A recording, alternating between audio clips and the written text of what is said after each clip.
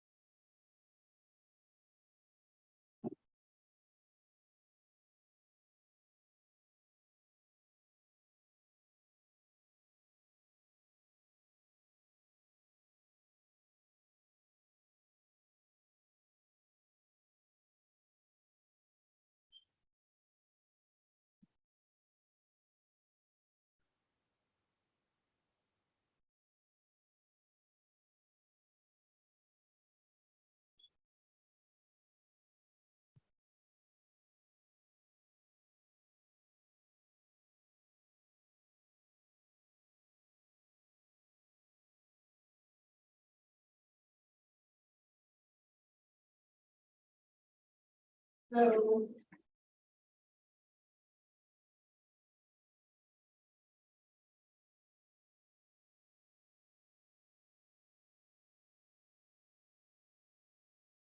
Very nice.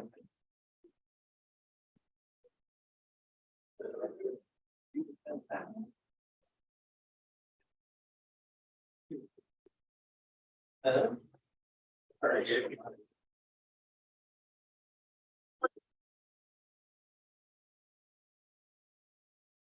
Yes.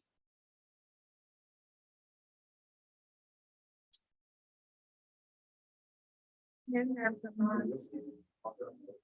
Mine.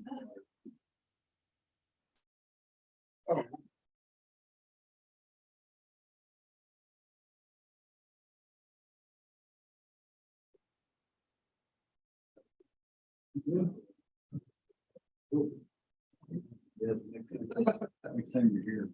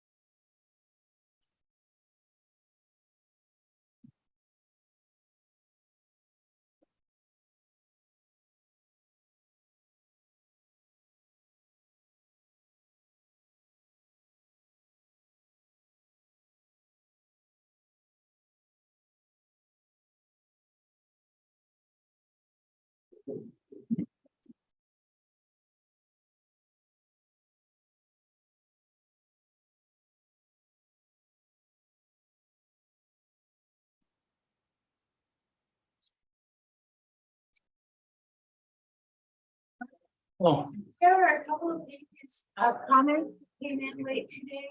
okay.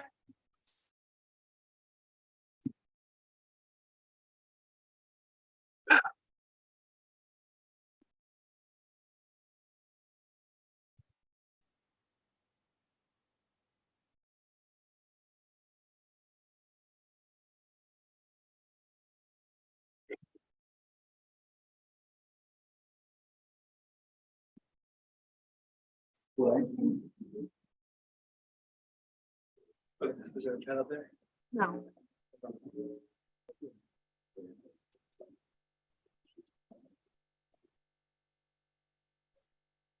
Hey, how's it going? Good. Hey, man, how you doing? Very good.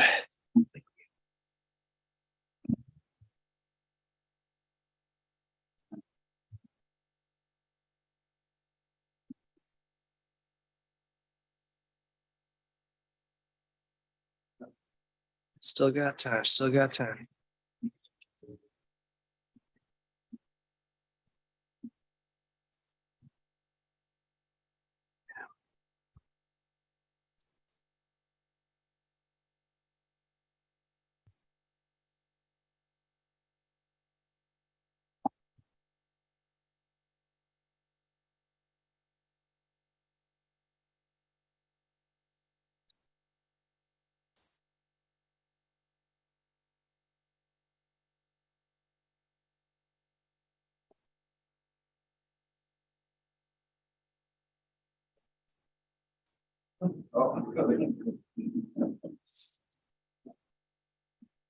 Love silence.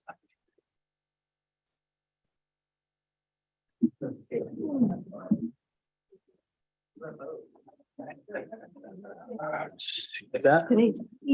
Yes, yeah.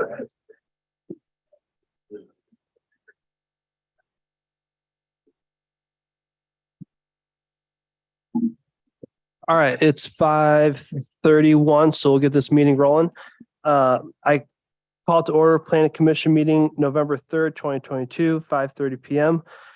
Paul, may we please have a roll call? Here.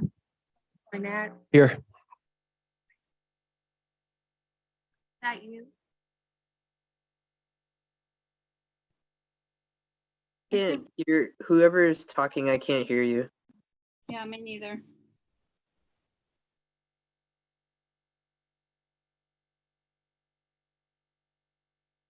Can you hear me now? Guys, okay. You want me to start over? John Grant, are you here? Here. Philip Mosher is absent.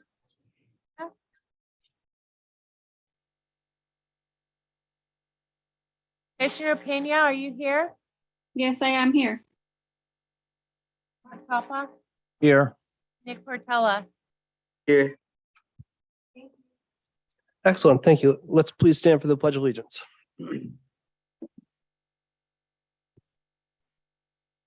I pledge allegiance to the flag of the United States of America and to the republic for which it stands, one nation, under God, indivisible, with liberty and justice for all.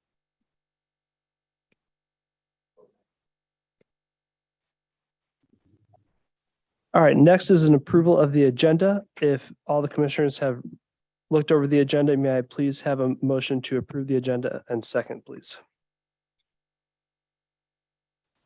I move to approve the agenda. I'll Second that. second. All right. Motion has been made to approve the agenda and seconded. All in favor of approving the agenda, raise your right hand, say aye. Aye. Aye. Unanimous. Sorry, Chair Cornett, I need to know that Maria and Commissioner Pena and Commissioner Grant are voting favor or against. Okay, I said hi, but no, everybody said at the same time, so yes. Thank you. Commissioner Grant, Yes. do you vote in favor? Yes, I do. All good, Paula? Okay. Next is an approval of the minutes from the October 6th meeting, 2022. If everyone has looked over those minutes and approved them, may I please have a motion to approve and second, please? I move to approve. This is Maria. I'll second. Okay, the approval of the minutes have been motioned for approval and seconded. All in favor of approving the minutes from the October 6th, 2022 meeting, raise your right hand, say aye. Aye. Aye. Aye. Aye. Aye. Excellent. Next is the time for public comment. During this portion of the meeting, anyone may speak on any subject that does not later appear on the agenda. 5 minutes per person will be allowed. So I see that we have a lot of people in the crowd, which is great. If you're here to talk about things that are on the agenda, which is 2 RV parks, one going by Heritage Way and the other one down on West Second, we're going to talk about that later. There's going to be opportunity for you to do your public comment then. So if you have anything else to talk about, not RV parks, now would be the time to come on up and say that. But if not, we'll get to that other stuff later.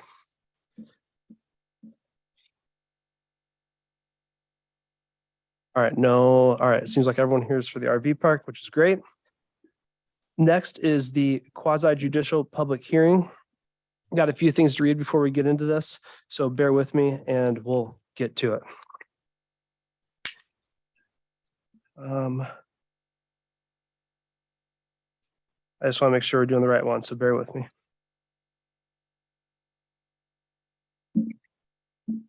Two, one, okay. Now is the time specified for the Planning Commission to conduct a public hearing. The purpose of this meeting the purpose of this public hearing is to consider the following matter. Consideration of conditional use permit application number 201-21 to site and construct a 24-unit recreational vehicle park.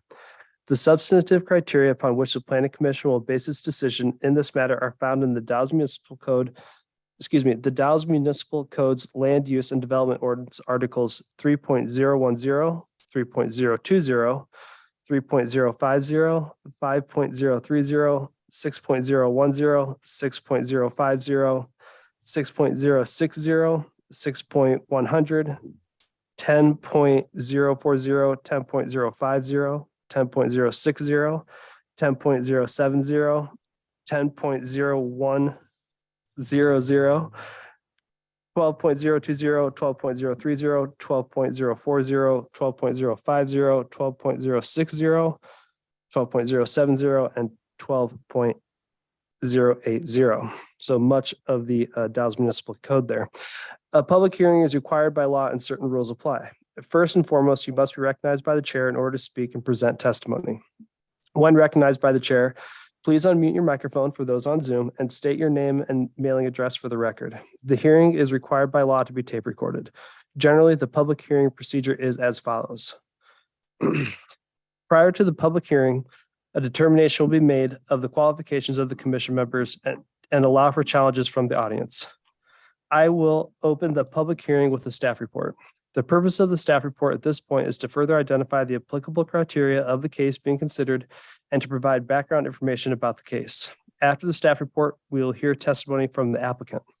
Next, we will hear testimony from the proponents, those in favor of the application.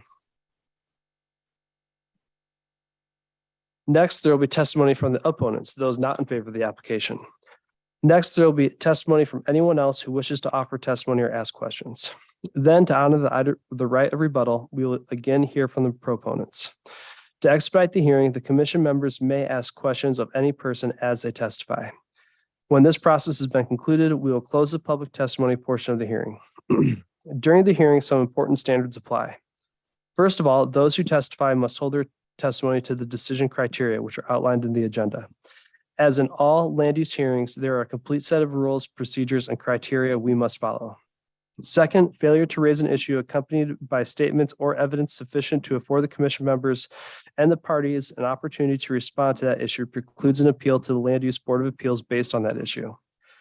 Third, the failure of an applicant to raise constitutional or other issues relating to proposed conditions of approval with details specific enough to allow the city to respond to the issue precludes an action for damages in the circuit court. Fourth, prior to the conclusion of the public hearing, any participant may request an opportunity to present additional evidence, arguments, or testimony regarding the application. If such a request is made, the law states the commission must grant the request by either continuing the hearing to a time and date at least 7 days from the date of the initial hearing, or the record must be kept open for a period of at least 7 days. These are the rules. Are there any questions? Okay. Have any of the members of the commission had any ex parte contacts, conflicts of interest, or bias which prevent you from rendering an impartial decision on this matter? Commissioner Popov, No. Commissioner Aparicio, No. Commissioner Portela, No. Commissioner Pena, Nope. and Commissioner Grant. No. Okay. Does anyone in the audience wish to challenge the qualifications of any members of the commission? Nope. Okay. The public hearing is now open. May we please have the staff report?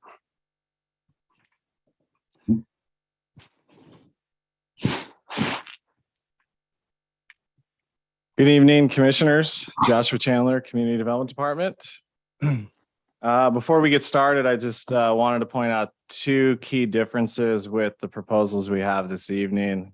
Both of these are conditional use permits for RV parks, but the level of review differs widely between the two. This first application that we'll get into, it's for more of a comprehensive review. It's basically the applicant put everything together that they need at this time to review it. And then the second application is a conceptual review. As you'll notice, there is quite a bit of different information included. So I will get right into this first one. So the first application is, second here, apologies. So this first application is conditional use permit number 201-21. Applicant is BTR LLC. The address is 905 Heritage Loop, the former site of the Heritage Church. This is the assessor map and tax lot information. The zone is medium density residential. The applicant is requesting approval to site and construct a 24-unit recreational vehicle park on the site. So this is the location of the property right there. The entrance of it is right about at the intersection of 8th Street, West 8th Street and Heritage Way. Currently, obviously, as I mentioned, this is a former site of the church. The church was actually demolished just in this past month. This is a picture of the site as of today. As you can see, they are, just finishing up, cleaning everything up from the demolition. This is a site plan that was submitted. This is an overlay of the entire property. There's 24 total RV spaces. There's some storage units that are proposed on the northern end of the property. There's a bathroom and shower facility on site. It'll also be surrounded, the property be surrounded by screening and landscaping, and there will be landscaping throughout the property. So the notification, I wanted to include this notification for everybody. I don't typically do this on an application, but there was some comments raised. We received some comments concerning the notification process, questioning our procedures of how we notify properties. Notifications were sent to all properties within a 300-foot radius that touched 72 different properties. Just for reference, the state requirement for land use applications is 100 feet. So the city of the Dalles actually does 3 times that. So just wanted to point that out. In those comments we received as of 3 p.m. today, 2 comments were received. The names and addresses of those comments of commenters are up on the screen. Staff forwarded these comments to the applicant, encouraging their response. I believe the applicant's here this evening, so you might be able to answer some of the questions that were raised. We also we sent it over to the commissioners, to all you, and earlier today, as well as we have a hard copy on the dais for you. Some of the comments that were concerns that were raised were regarding safety, increased traffic, RV maneuvering in the street. As I mentioned, a lack of notification. There was some concern that we didn't reach out to enough properties when we were doing this. And also the current traffic concerns that are already within the area. So the next few slides, we're going to address review conditional use permit review criteria, specifically the section concerning impacts. As you can see, there's 7 criteria. The 7th one, though, is not applicable to this site because this is not a historic district, so we won't be discussing that. So noise impacts. Noise impacts across the property line shall not exceed 60 decibels. When looking at a proposal for an RV park, it might be difficult to really look at decibels when you're really not proposing structures or any mechanical equipment. Obviously, the RVs themselves will have some residual noise to them, but just looking at the site itself, may be kind of difficult to really gauge the decibels that would be, coming from this use. So as a result, staff is proposing multiple conditions that could help mitigate any noises. These conditions include requiring that the applicant establish quiet hours. Those were not included in a narrative. Although the city of the Dalles has noise ordinances that all citizens need to comply with, this would add an additional layer of quiet hours within the park that can be enforced. Also, no mechanical equipment of an RV may exceed 60 decibels. This will be handled on a complaint basis, but a lot of those would stem from really, I think that the next proposed condition is no exterior generators would be allowed for this park. And looking up, I looked at one search basically saying that a vacuum cleaner can be up to 70 decibels, to sort of kind of put things into perspective there for you. And a recommendation that we have would be that currently the applicant's proposing that the RVs can come and go, can check in and out 24/7 is what they're proposing. And although we don't really have a standard to address this, it would be, for the neighborhood, it would be, a recommendation we have that these check-in and check-out times occur within, this is incorrect, they would occur within operating times, not within the quiet times. That's a mistake there. So basically we want check-in and check-out happening more in the daytime, so there's no moving in and moving out of RVs in the middle of the night. The next impact looks at lighting. Lighting impacts across the property line shall not exceed half of a foot candle. A condition here, the applicant is proposing some low landscape lighting, some lighting around the bathroom facility, so not much lighting. But a proposed condition that could help mitigate any lighting impacts would be additional landscaping requirements, basically requiring more screening along the street frontage, which is actually required with our screening requirements as it is, but this is just something that will be required as it's not currently shown on the site plan.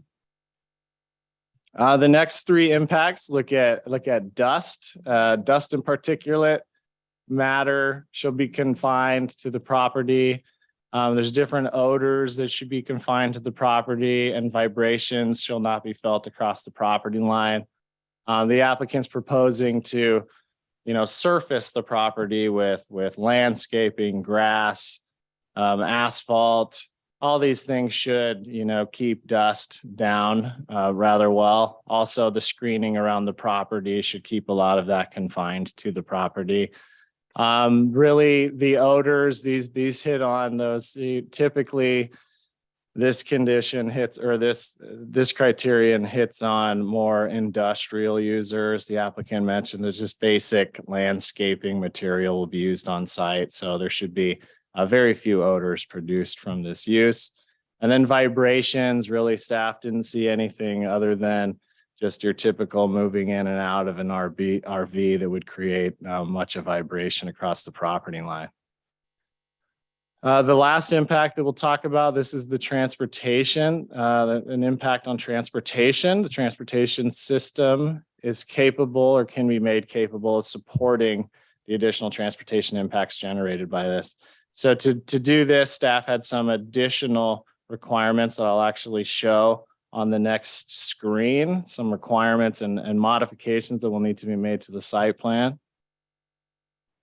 So the first is a drive approach will need to be installed. Drive approaches are constructed of concrete. They're typical for all approaches. They will be installing a drive approach for the other access point that you can see, but currently how the site sits is you can just drive right into the property with no drive approach. What a drive approach does is it also connects a sidewalk, allows for a sidewalk connection, a smooth sidewalk connection. A sidewalk will need to be required right now on this bottom corner over there. Although we don't have a sidewalk on that side of West 8th Street, this sidewalk stub will basically be there. So when the city does or future development does require or allow sidewalks to be developed, this will be able to connect right into that system. Also, an internal pedestrian walkway. I haven't shown it on here graphically, but basically on this interior area, there needs to be an interior pedestrian walkway that's established. And then an access point, this is a little minor detail, but this access point, we just need to make sure that it's no closer than 5 feet from the property line. I'm not sure, it looked like it was a little off on that, so that will just need to be adjusted.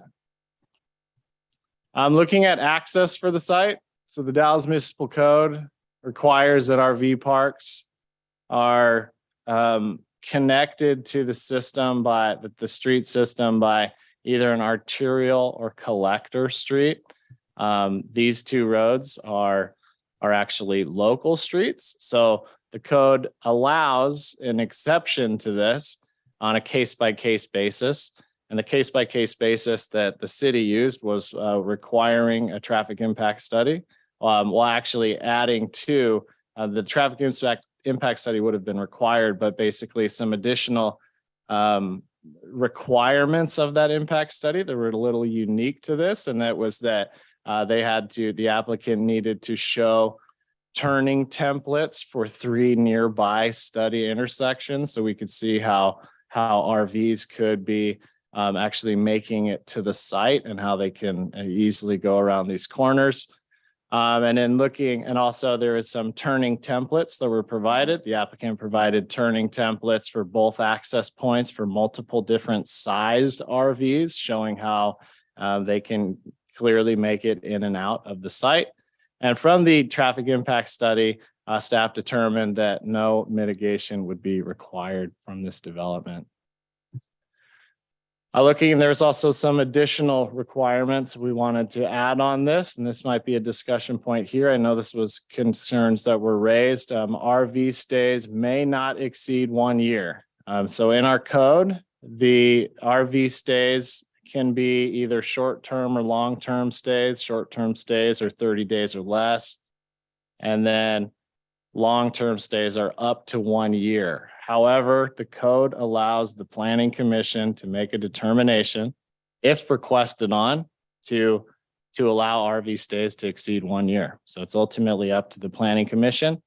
At the date of the staff report being published, the applicant did not mention they wanted stays longer than 1 year, but with the applicant being here tonight, by all means, they could request that from you this evening.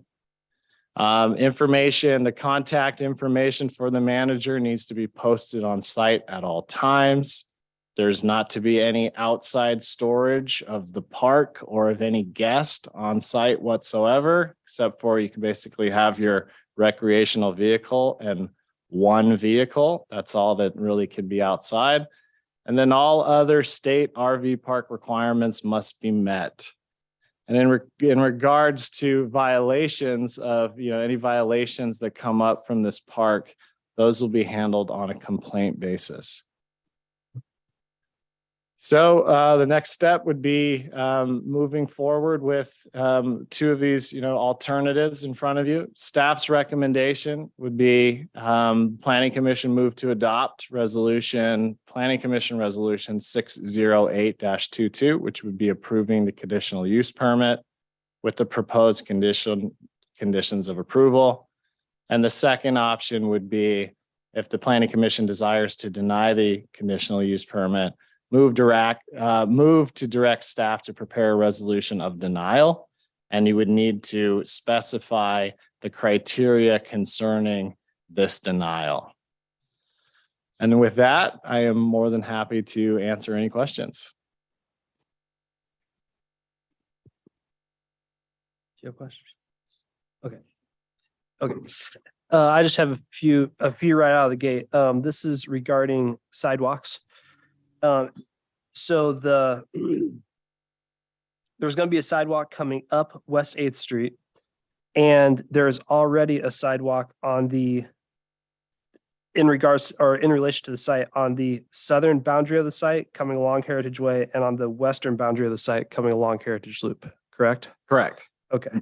So, and then there's going to be another sidewalk that goes along West 8th within the site, within the property boundaries, and that just stops at the property boundary. Correct. Okay. The other question that I have is about landscaping. What determines a landscaping screen? Like what? Yeah, it is. Off the top of my head, it needs to be, I believe 5. It has to be 5 feet within 2 years of planting. So Okay. basically, it has to be something that will grow and create a screening of some type. And that's also the screening requirements.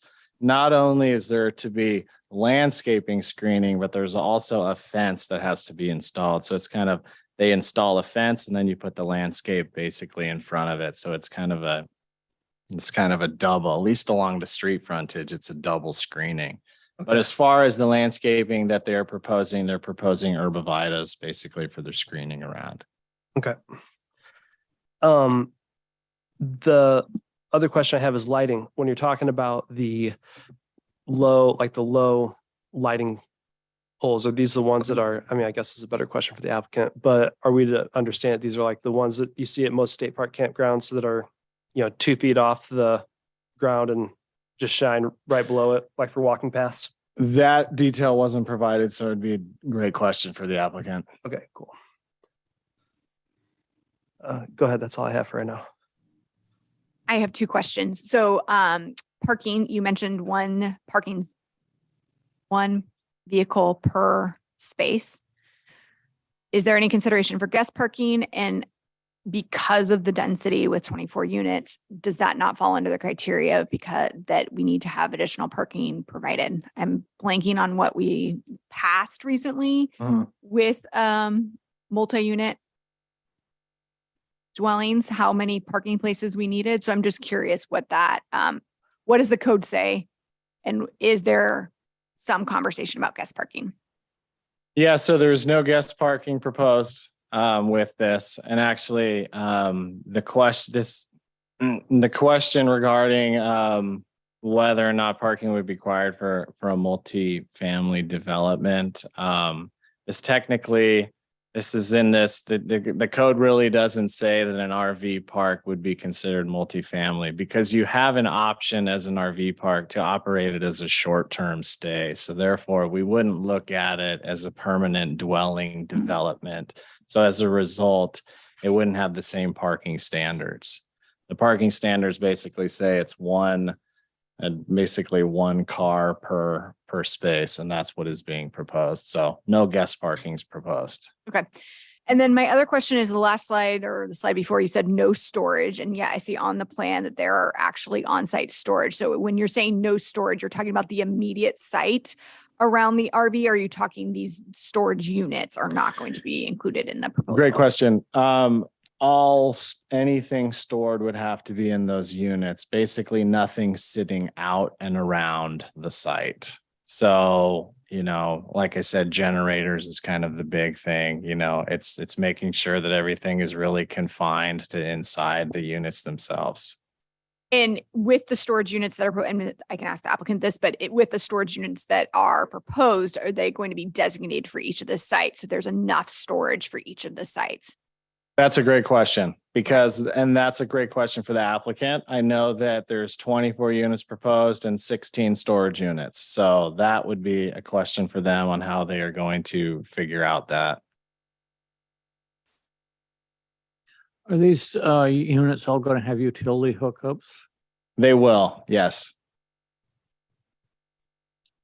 And as a state, so they are adding, also putting a bathroom facility on there. But what the state requirement says is basically a bathroom facility is not required so long as you have individual connections to each space. So they have individual connections to each space as well as a bathroom facility. This is Maria. I do have a question, and maybe this is a weird question, but I'm kind of familiar with the area that we're talking about. And I know that there's a little development or nice houses there. There's only one entrance and one exit. It's the same one. So is there any concerns about, an emergency and too much traffic? You know what I mean? It's just one entrance to the whole complex. I'm just curious. Yeah, great question. So with the traffic impact analysis, staff reviewed it, and I mentioned, there was no mitigation that was required. So ultimately, we looked at the traffic counts that were proposed, also the traffic counts of what used to be there and compared it to. So, it's as it is, it sits, and there would be no additional entrance or exit required.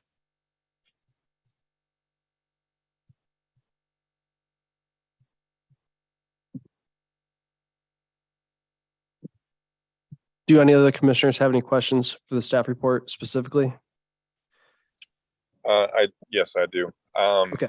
Is there going to be power to the RVs? Is each parking spot going to have its own power, or is that because I know that with the no generators, how they're going to feed their RVs electricity? Yes, yeah. So they will have, full hookups, and the applicants here as well, and they'll be able to provide additional information and correct me if I'm wrong on any of that. But yeah, the same hookup, electrical as well as the water sewer hookups.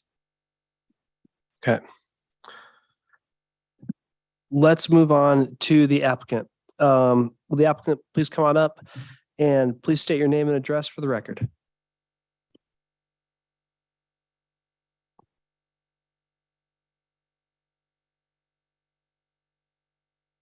Yeah, right there. And yeah, just have a seat and your name and address, please. I'm Chris Rogers, TRL LLC, and my address is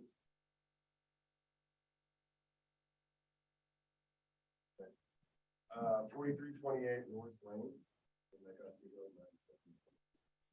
Lane. Can he speak a little bit more into the microphone? Is it off? Can you hear me now? There we go. Yeah, Is that better? Yeah, thank you. Okay. Go for it. All right, good. So with respect to, what do you want to start out with? The screening? Okay, the length of stay. The intention, previously I owned a manufactured home park down the street on 10th and Hostetler. And very commonly we would have, due to the lack of supply of manufactured homes and the expense of not only manufactured homes, but just regular homes, I was inundated with people looking for spots for long-term RV. So that was kind of the original plan to when we looked at this site and went down and spoke with staff. So our intent on this site is long-term RV, and there's a growing demographic all over the United States that are deciding to live on a long-term basis in a much more affordable, higher end RV for extended periods of time. So with respect to the length of time, we would request, if possible, to have longer than 1 year timeframes if that's something that we would decide here today. In addition to that, we touched on lighting. Our intent is to have lighting like you described in the campgrounds that would light up the road, light up the area, but not have lights up in the air that they're going to interfere with the neighborhood. Parking, our intent is to have one parking space per RV. That being said, the depth of each parking space, if they were to have a guest come by and want to come to dinner or something like that, there'd be enough room to park another car behind them in the RV space. The storage units, we're kind of limited on space on the storage units. The storage units will be rented out on a first come, first served basis. We won't allow any exterior storage of, stuff sitting around outside. We're really trying to provide a much more high-end, long-term experience than your typical kind of come and go RV parks. Like I said, it's a changing demographic. And then lastly, with power to each site, yes, each site will have a complete water sewer power hookup with actually there'll be a light installed in the actual unit itself. So there will be no need for a generator. Those are the items that I heard. Is there any other questions for me that I can answer? So I know that the staff mentioned that you would have the on-site or this manager's information posted. Is that person going to be local? Is that person? They will live on site. live on site. Yeah, Okay. so they will have a space, they'll live on site and their information will be right there. And in addition to that, I think they touched on it, but yeah, check in and check out will only be during, daytime business hours. So if you were, let's just hypothetically go through a scenario. I have kids Mhm. and kids have crap and they put crap everywhere. Mhm. And I just think about during the summer, the amount of stuff that accumulates outside Right. and I feel bad for my neighbors, Right. just the amount of stuff they have.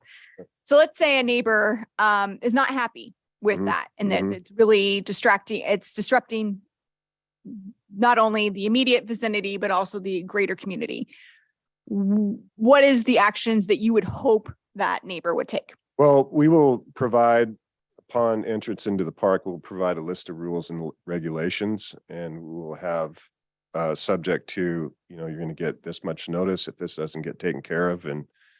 And if there's I guess for lack of a better term, repeat offense, Mhm. then, you're going to have to leave the park. So we will have, and like I said, there'll be an on-site park manager who will actually live there. And they will have, they'll go over and knock on their door and say, hey, you got to get this cleaned up. And if you don't get it cleaned up by such and such date, you're going to have to leave according to your lease agreement. Thank you. Sure.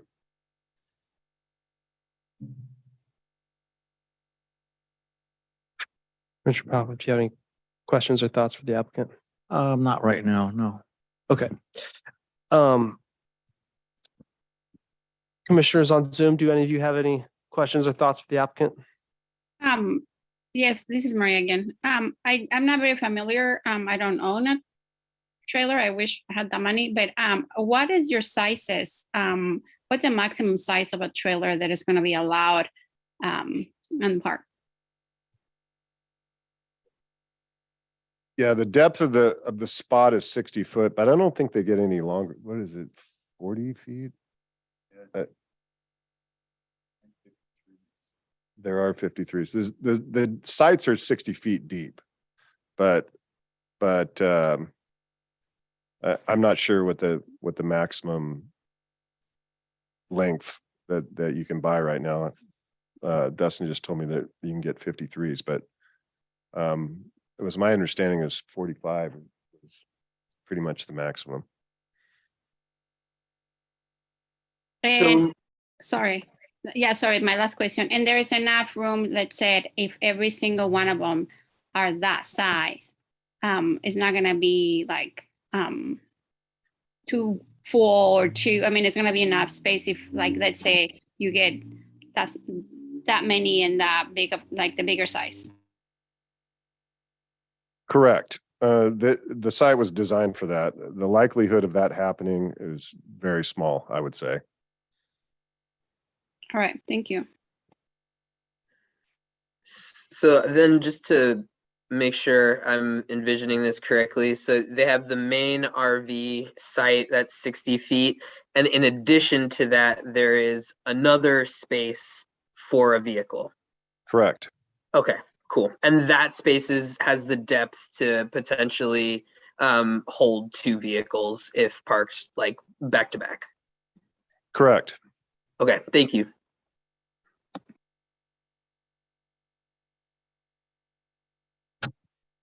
Commissioner Grant, do you have any specific questions for the applicant? No, I do not. I have a few questions. Sure. When it comes, so you're describing this as, and I understand this, I'm aware of this demographic that's changing. Mhm. And I understand the need for RV parks, and you describe this as kind of a higher end RV park place. Mhm. How does one determine and how does one set a rate to establish and ensure a high end RV park? Well, Like, how do you know you're actually going to get that? we've done some research Hmm. and looked around at a variety of different parks Hmm. and from kind of the lower end. And I think we all know what some of those are. Sure. And our rents are going to be substantially higher than some of those typical low ends. We're also going to provide more services and we're going to provide more screening and we're going to screen our applicants Okay. probably more severely than a lot of the parks historically have. Okay. When you say screen your applicants, like in a way that a standard rental or Correct. property And manager would go so through you that. do a background check, you do a credit check, you do, there's a, and you have criteria that legally you have to, you have to take into consideration, but Okay. we'll have rules and regulations in the screening process that will determine whether or not we don't have to accept everybody, but we're gonna have a price that we feel that we'll be able to obtain, but it's gonna be substantially higher than pretty much every park around here. Okay. So these people come in, you approve them, they pay. Are you thinking of establishing like a first month, last month security deposit? Like how? Well, we haven't established exactly what those parameters are going to be, but typically, you take a deposit Hmm. and you take a first month's rent and that they'll sign a lease for whatever the term that they want to stay there. Okay. And, they'll be responsible to pay for that lease. And if they don't, then we'll get the next person in there. Okay. And that's kind of what I'm leading to with this. What happens if these people stop paying? What is your path of enforcing payment or removing that RV and the people from the Well, park? there's very specific rules in the state of Oregon for non-payment of rent. Okay. You have an initial, I don't remember the exact days that are required, but you have after a 10-day period, you have a notice that's sent out, and then you have this amount of time to catch up on the rent, or by the end of the month, you're going to have to leave, and then you have to get the sheriff involved and all that kind of stuff. Okay. They refuse to leave. Does this fall under the same rules and criteria as Manufactured homes. manufactured homes? So not specific to landlord tenant laws, but just specific to manufactured Yeah, homes. So it's a separate thing. When I had the other manufactured home park, Hmm. every 2 years, we had to go to a continued education class, and they provide, an inch thick manual that tells you specifically what you have to do to all Okay. respect to non-payment of rent or other complaints like noise or, you have to maintain your property to a certain standard. Mhm. If you have broken windows, if you have whatever it is, Mhm. you have those in your rules and regulations. And if they don't maintain those standards, then you issue notices and they have to leave. Okay. My concern about this is, the code allows for this, right? Which is why we're here. Mhm. My concern is that, and I understand what you're going for with the higher end RV park, which is great. My concern is that I don't want this to turn into something that becomes an eyesore or becomes, and this is not speaking to anything towards you personally or how you handle your business. These are just thoughts, right? That this turns into a slippery slope of like, we can't keep control of these tenants. All of a sudden it becomes an eyesore. We have dead RVs there that are just not moving, and it has an impact on the neighborhood. I'm not saying that will happen, but what are we ensuring that won't happen? Well, in terms of insurance that won't happen, all I can tell you is that we're going to have a specific, we're taking the extra added expense to provide, good fencing, good screening, gated entry, all that kind of stuff, and good services and well manicured, well landscaped, a nice place to go. So our plan is to attract a higher end clientele. And I think in my conversations during my due diligence on this process, my conversations with a lot of tenants where they are now, they're unhappy with it because of what you just said. Sure. Yeah. And so they're looking for a better place. I've got a list of people already that say, hey, we're looking for a nicer place to put whatever it is, or, whatever kind of RV they have, so that it's in a nice area. And this is kind of it could have been probably spurred by COVID to a certain degree, but as an example, I'll just give you an example. One of the other projects I was working on, I dealt with this banker, and he lived down in Codger Grove, and I was talking to him on the phone. I said, well, you still live in Codger Grove? He said, no, we sold our house. And I said, well, where do you live now? And he said, we have an RV, and we live 6 months a year in Wilsonville and 6 months a year in Phoenix, and we just go back and forth, and it's much more, it financially, it works out much better for him, and it's much more comfortable for him.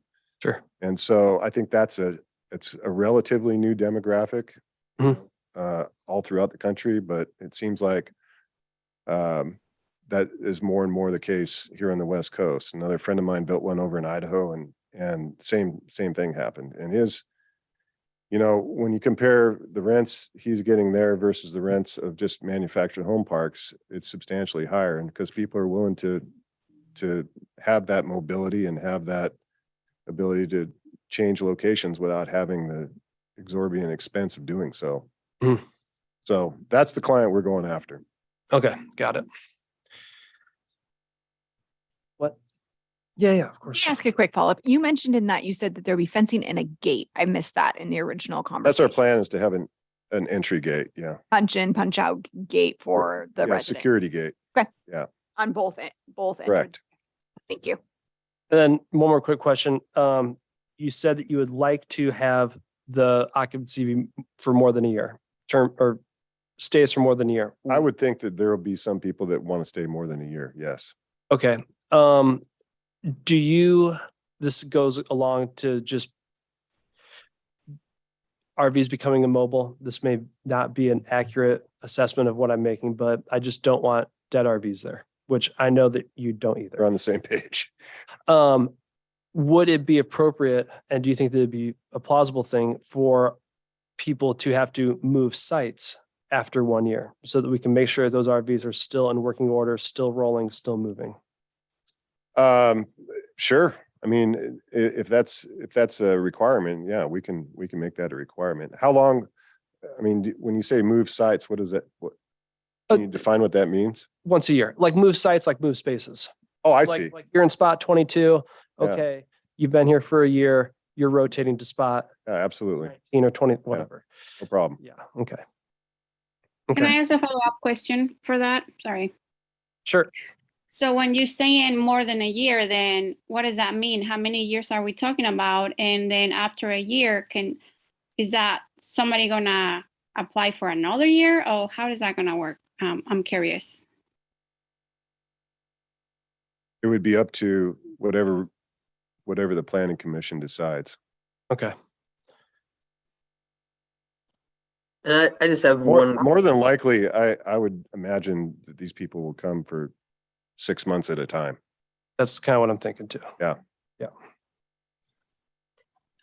Just a question about the rent for this space is I hear that you're trying to find a higher end clientele, but it's also becoming increasingly unaffordable to live in the Dalles, and so I just wonder if your plan is to contribute to that unaffordability, or if you think that you'll be falling in line with like maybe an average rent cost or below that. Like, what are we going for here? Well, if you take a look at manufactured home parks versus long-term stay RV parks, and you do the math between owning the home and owning an RV and paying the rent on the space, it actually works out more affordable to live in the RV. And in addition to that, you get the mobility. And we just went through this on the manufactured home park that I own down the street. The price of manufactured homes is more than doubled in the last year. And it's just become too unaffordable. So in terms of affordability, I would still say we fall in the affordability category, but we're not providing low income housing, if that makes any sense. Yeah. They have their own housing, we're providing the space. Can I ask last question? I'm sorry. Sure. So I know that when you say that they're gonna be a little bit higher quality or than normal, are we talking about let's say somebody with money and under 21? Is there like an age category that you want to stay in, if that makes sense? I know it's a weird question. No, it's not a weird question. I'm not sure if this applies to RV parks, but you can designate your park in manufactured home parks as a 50 and over park. And we haven't done the research to know whether or not that's even applicable to RV parks. And if it is, we will probably try to get the 50 and over request. In addition to that, in terms of the quality of the RVs that will be there, you can have rules and regulations as to, minimum year, make and model. So we can say, well, you can't park anything older than pick a number, 2000 or something like that, RV, or 2005, whatever you want, whatever number you decide. And so that will eliminate some of those, I think, that you're talking about, that 1968 three-wheeled RV. Sure. Thank you. I would say the one thing I just think about the folks I know who come to the Gorge for work. And I'm just thinking specifically, there's a project that's going to be starting here soon that's going to require some electricians to come in and a variety of different skilled workers to come in. And I could imagine that some of them do this, go from job site to job site to job site. And so I'm just, as you're thinking about this, I appreciate that you're being conscious of the age, but I would also caution that if we do 55 and older, that could also be a group of workers that are looking for a place. Right. Yeah. So, It's not a decision we've made, but no, I'm just saying, but exploring, that could be something that to kind of you think about. know, we would pervert, and that's one of the demographics we looked at when putting this project together, because there is a tremendous demand for workforce housing right now with all the projects going on in the general area. Do we want a bunch of children getting, out there playing in these streets, with that much happening inside the park? That's something that we're going to have to take a look at. But yes, the workforce housing is a definite need right now. That's for sure. Okay. Does anyone else have any questions for the applicant? Nope. You have any questions? How much acreage is this site that you're 168. 1.68. 168. 1.68? Yeah, correct.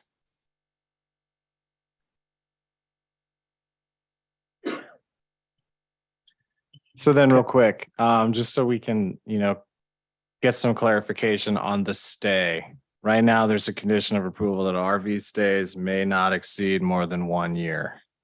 Is the applicant requesting more than 1 year for a stay, resulting in the planning commission needing us to amend this condition or not? I know it sounded like there was some back and forth on where exactly we're settling on that.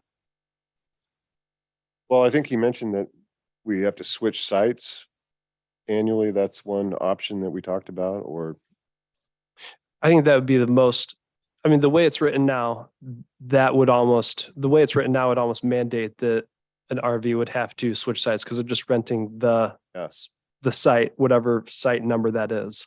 we'd be comfortable with that. Okay. Fine. Okay. So no change. Yeah.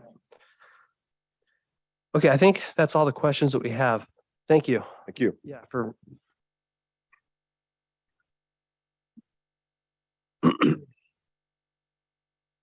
and then we're going to have everyone come up here. There'll be more questions. So as people come up, you'll have an opportunity to come back up. So make sure you just keep a note of what people say if they have specific questions too.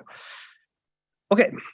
Does anyone wish to testify in favor of the application? If yes, please come on up, state your name and address for the record. Okay, no one's jumping up. Does anyone wish to testify in opposition to the application? If yes, please come on up, state your name and address for the record. We'll make sure we get to everybody. If you could, please, I'll have a little timer here. If you could just limit your responses or your testimony to 5 minutes. Just try to keep it concise and Yeah, 5 minutes, please.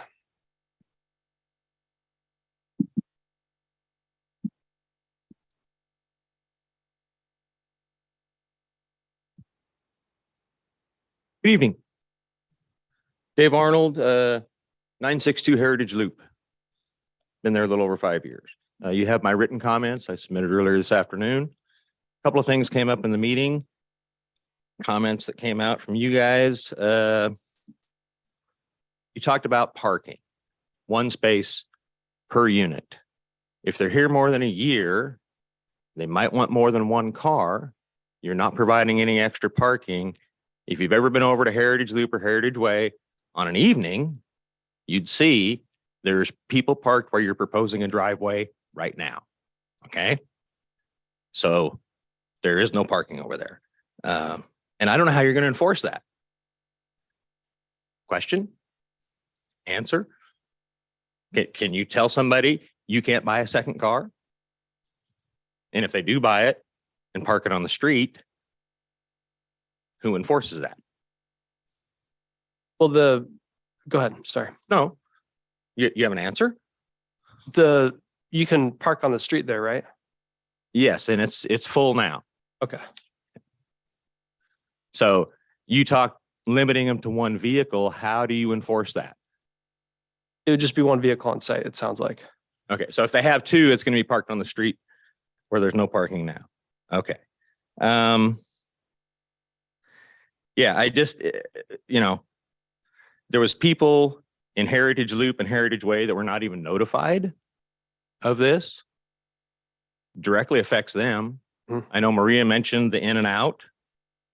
One way in and out. It's busy now. Put 48 more people in there, assuming there's two in each one, right? 50 more people, 24 more cars, and more, because I know if you're leaving them there for a year, they're probably going to have more than one car. So I don't know how that's ever going to be enforced. Didn't know about the gate. Probably a good thing.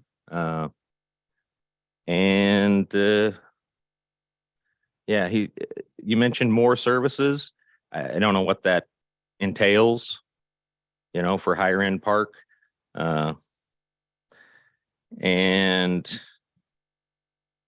you also talked about having a 24/7 operation, but then you talk about long-term leases. It was addressed a little bit this evening with it's just going to happen during the day. But if you're saying 24/7, come in anytime you want, but you can stay for a year, those two things, to me don't jive. Why you're looking at both? If it's 24/7, then people come in and out. It's an RV park. You're going to screen people that want to come in and spend a weekend here.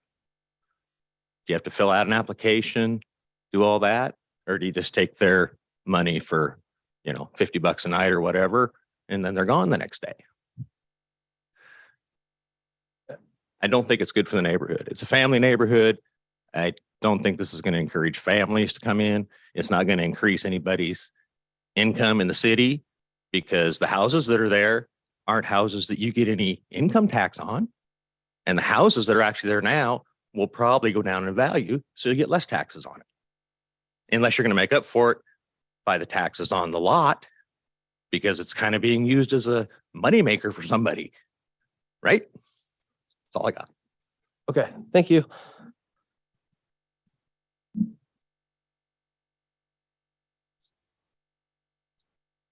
Okay, next person, come on up. And when you do, just state your name and address when you sit down, then you can go for it. My name is Seth Secreta and I live at 952 Heritage Loop. There's several, I guess, concerned about this. When you say on the application, it says recreational RV park. When I think of recreational RV park, I feel like you're going there to recreate or for a short time, and then you're going to leave. Where this, I feel like they want it more long term, as in a year, a maximum of a year. And when we consider recreational, it's you're there with your family for usually a week or two and then you're gone. So it's like if they're trying to do that, then that's going to create more traffic with trailers coming in and out like you would see at like a campground or a state park. And this isn't a campground or a state park. This is a residential neighborhood where people live all year round, and it doesn't fit the area, the demographics of it. Like, and they're going to be driving through a neighborhood to get to the RV park too. So, which no one was notified about.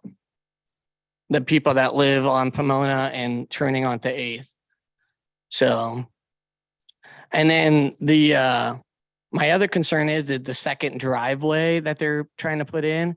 So the property now has just one driveway, and they're wanting to put another driveway in, which doesn't exist. So I feel like that property is dealt for one driveway, not two driveways. And where they want that other driveway is going right into the neighborhood, and there's a house right next to that driveway.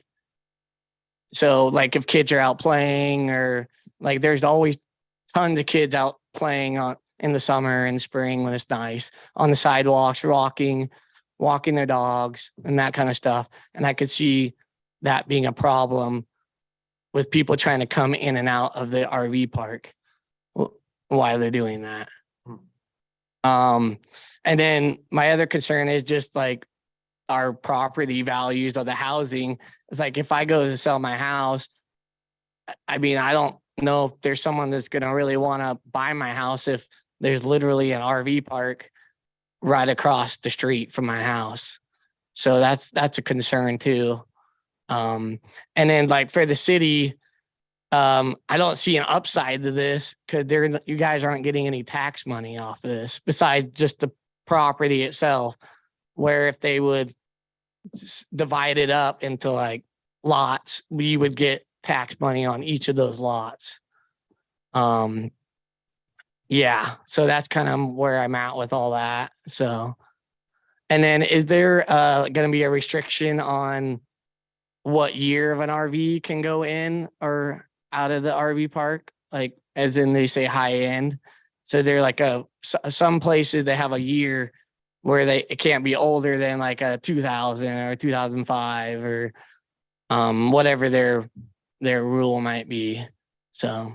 Yeah, and it's specific to that. We talked about that, and I think that's something we're going to talk about. Right. And I guess my other thing too is who's going to enforce all these rules of like the noise and like making sure they don't have anything like out of their trailers and, paying on time and, all those kinds of things that would go along, like landscaping, doing the maintenance of the park and that kind of stuff.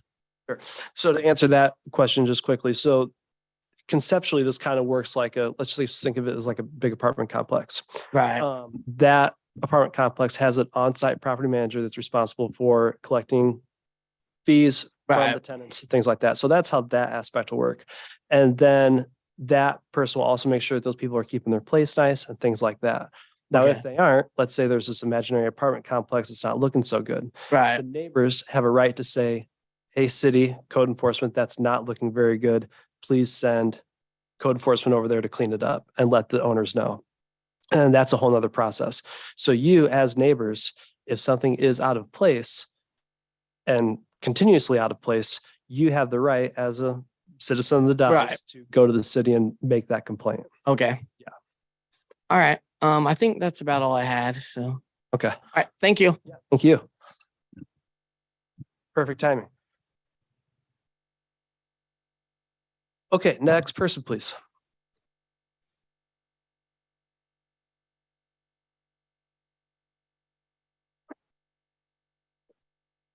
Doing my lunches and breaks here to come down.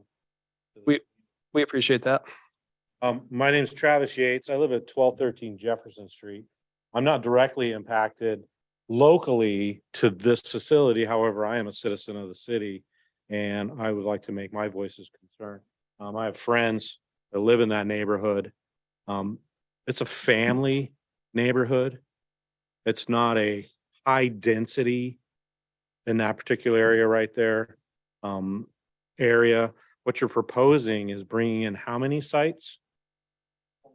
24 additional sites into that one lane, one inbound location, right on the corner of that neighborhood where families are paying their taxes, where families are living, where families are raising their children. You're bringing in a whole new dynamic into an area where these folks bought into the Dalles, bought into this neighborhood based on it being a neighborhood of families, a neighborhood of working individuals. They didn't buy into this area to have a campground put inside the city limits, is what you're proposing. They can say it's an RV lot. They can say whatever. It's literally a campground. You're coming in here to camp in your RV to recreate, some for a year, some for a weekend. Who's going to designate that? These people, the residents, the people that live here don't want that. As you can see by some of the people here. Property value. Property value is going to go down. You're going to be looking at motorhomes, individuals who are not invested in that neighborhood. They're there to camp, they're there to recreate, they're there to go work. They're not investing in that neighborhood. They have no commitment to that neighborhood. They might not even be citizens of the Dalles. They could be coming in from out of state, out of the area. They're not invested to maintaining a family environment. They're not investing their tax dollars into the neighborhood. They're just coming in to camp, is the way that this is being proposed. If you want to camp, nobody wants to camp in the city. Are campgrounds allowed in the city limits? I don't think so. Are campgrounds allowed in the city limits? Are allowed in the city limits. This is Permitted. a recreational, This is a campground. recreational vehicle park. So, that's allowed in the city? yeah, that's why we're here today. Yeah, if this wasn't permitted, we wouldn't have even made it this far. It's permitted. It's a conditional use permit. So it's not a permitted outright use, but it's a conditional use permit. Who determined the conditions?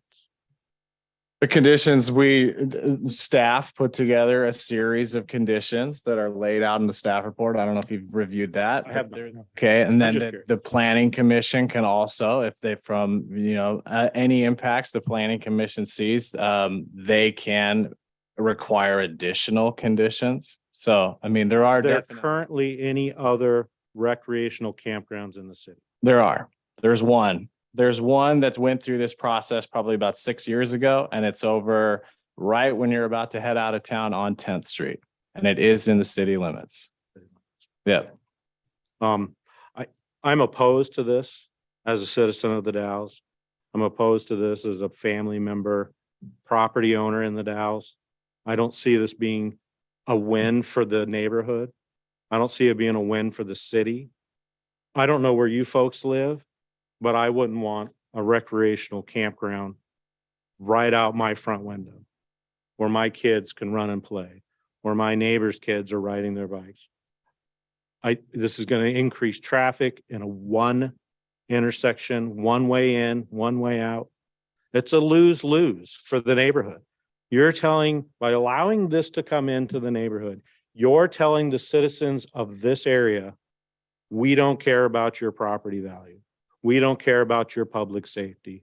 We don't care about the influx of traffic and possibility of crime, theft, vagrancy in our neighborhood. We're allowing a residential family neighborhood to be invaded with out-of-towners, out-of-city people who are coming and going, where everybody who lives there is invested there and chose to live there because of that neighborhood. And now you're going to drastically remove that, impede on their, life, liberty, pursuit of happiness. Thank you. Thanks.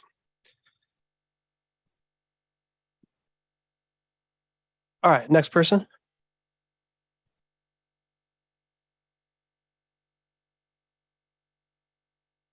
Is there anybody else?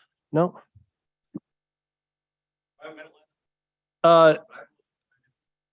Yeah, 1 minute.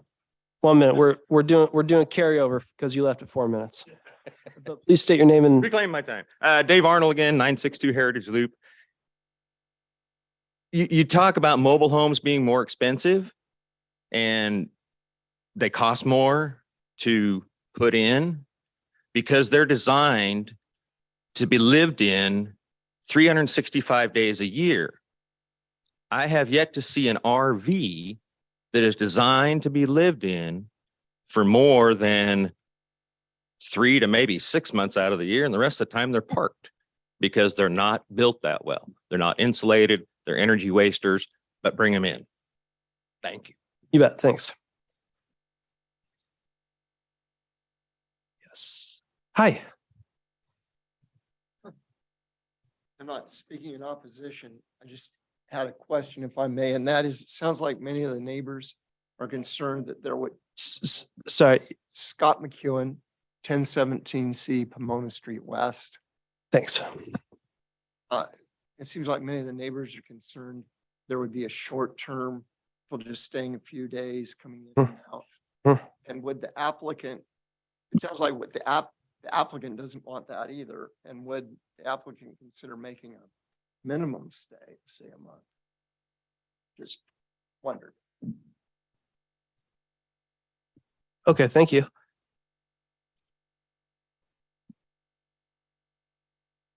All right, anybody else here in the physical audience? Okay, excellent. Is there anyone on Zoom, maybe Sherry Hutchinson, or that's the only person who's not one of us that would care to make a public comment? I'm good. Okay, thank you. All right. So favor of the application, opposition to the application. Does anyone wish to testify that is not in favor or opposition or that would like to ask questions? So you did, thank you. We'll move that to this segment. All right, only if needed.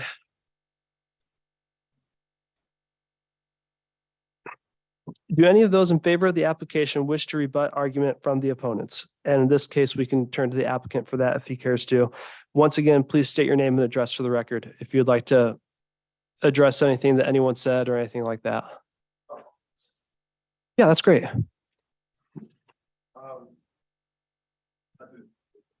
Yeah, please, if you would.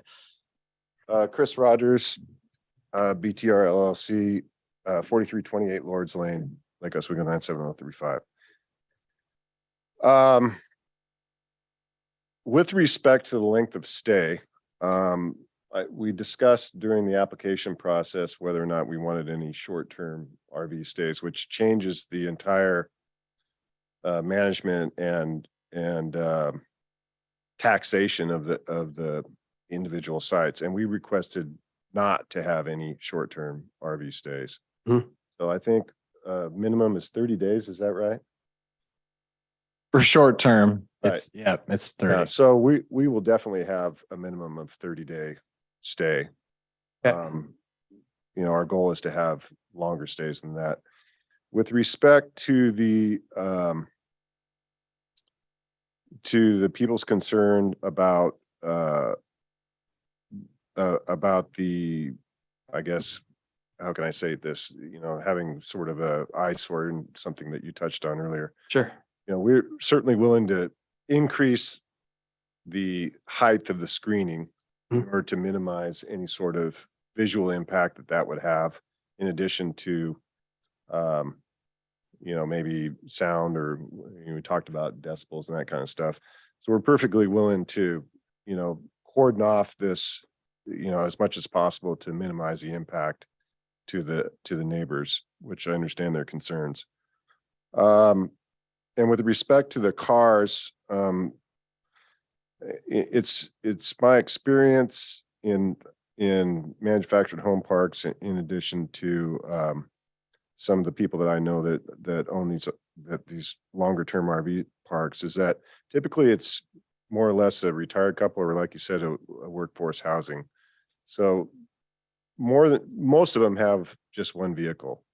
And we will make, we're certainly willing to put in our rules and regulations that, if you have more than one car, you can only utilize so much parking or something along those lines. We can put something in our rules and regulations to minimize the impact on the local neighborhood for on-street parking, which seems to be a concern. With respect to the driveways, we were required to put in another driveway for ingress and egress, so that wasn't our decision. I think, one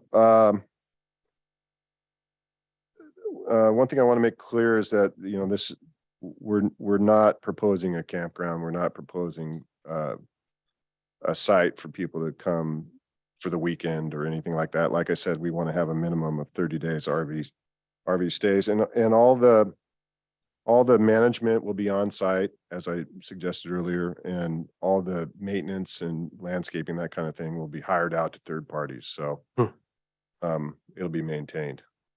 Okay. So hopefully that answers some questions. Okay. It does.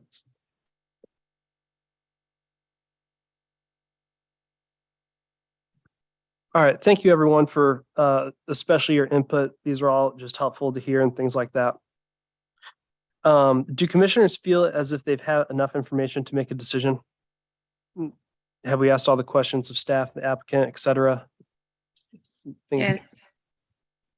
Okay, go ahead. Any question for staff? Yeah, so going back to the driveway conversation, I'm assuming the second driveway is a concern for emergency. Is that why the second driveway was required? Yeah, residential RV parks require a second exit specifically. So that's why this had to be put in.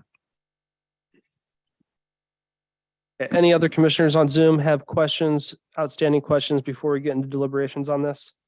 Nope. Okay. I have one comment. I'd like to see some shade trees within the proposed development. It gets hot here in the summer, and I think the people in the RVs would appreciate some shade. Also, I think in relation to the noise, if there's no shade of any sort in there, the air conditioning units are going to be running, well into the evening. And I think it would just make a much more pleasant place, both for the tenants and the surrounding neighborhood, if they added some shade trees to this. So that would be a decision entirely up to the planning commission, whether or not shade trees would be required to be added in. I do know that in the corner, like, what is it? One of the corners, there was a shade tree proposed, maybe two, I think on the landscaping plans. I think that's about it. I'm not too entirely sure. Okay.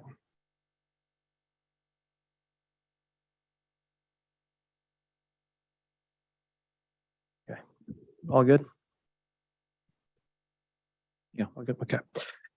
Okay. The public hearing is now closed. The commissioners now have an opportunity to just talk amongst ourselves. If there are any conditions that you would like to add to this application, we can do that now. We'd write them down, add them into the conditions page. Would we need to, we could just modify when we speak to a resolution, or when we speak to approval, we just say approval of whatever number this is, with conditions added during this meeting? Correct. Yeah, we would want to, have you specifically spell out exactly what it is, but it would be something that's then added into a revised resolution that we wouldn't have prepared this evening, but we could get it prepared tomorrow. Okay.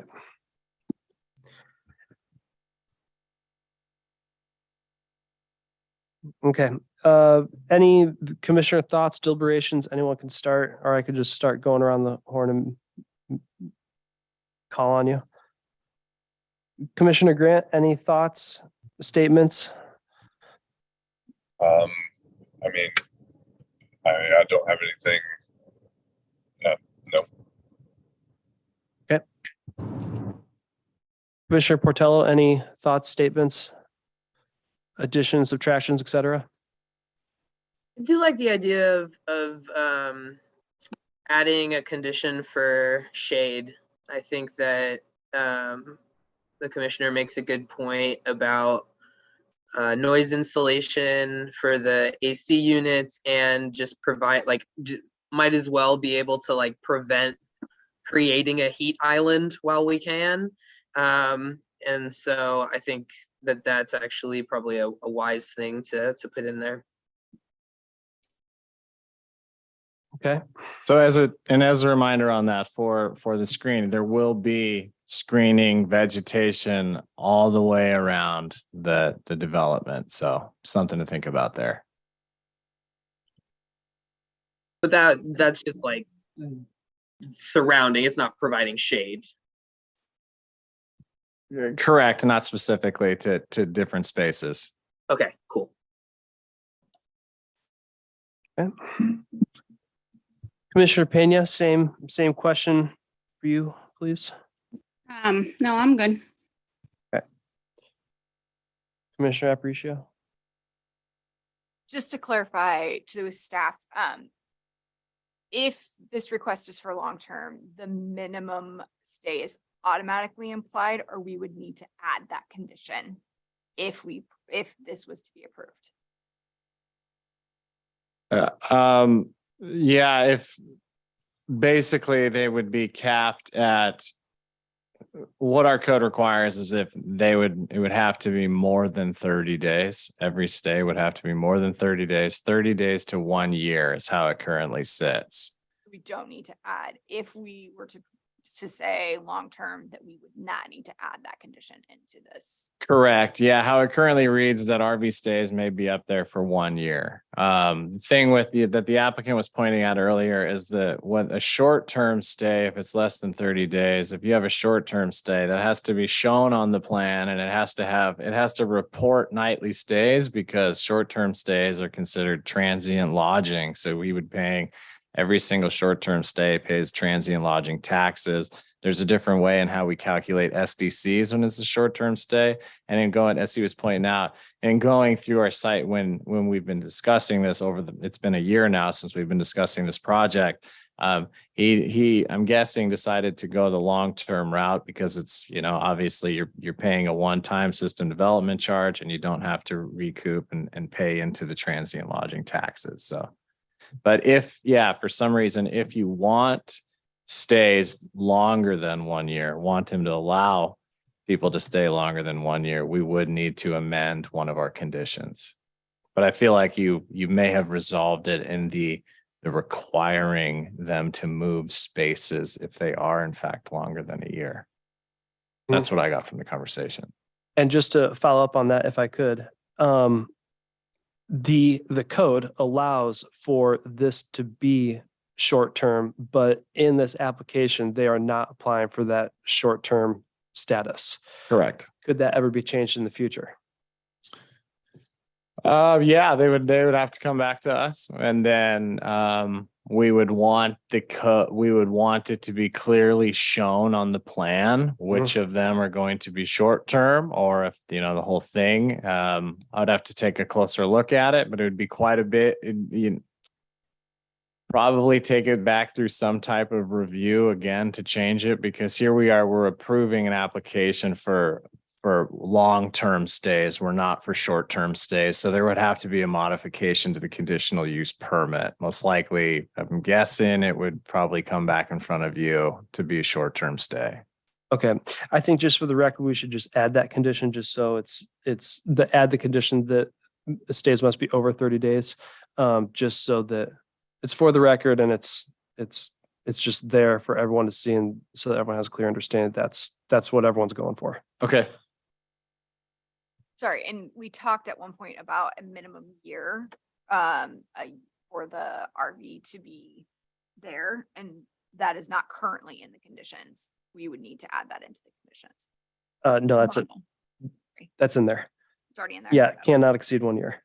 Sorry. The model of the RV coming in, we talked about it Oh. needing to be a specific year, and that's currently not in the conditions. Correct. That would be on you. Yep.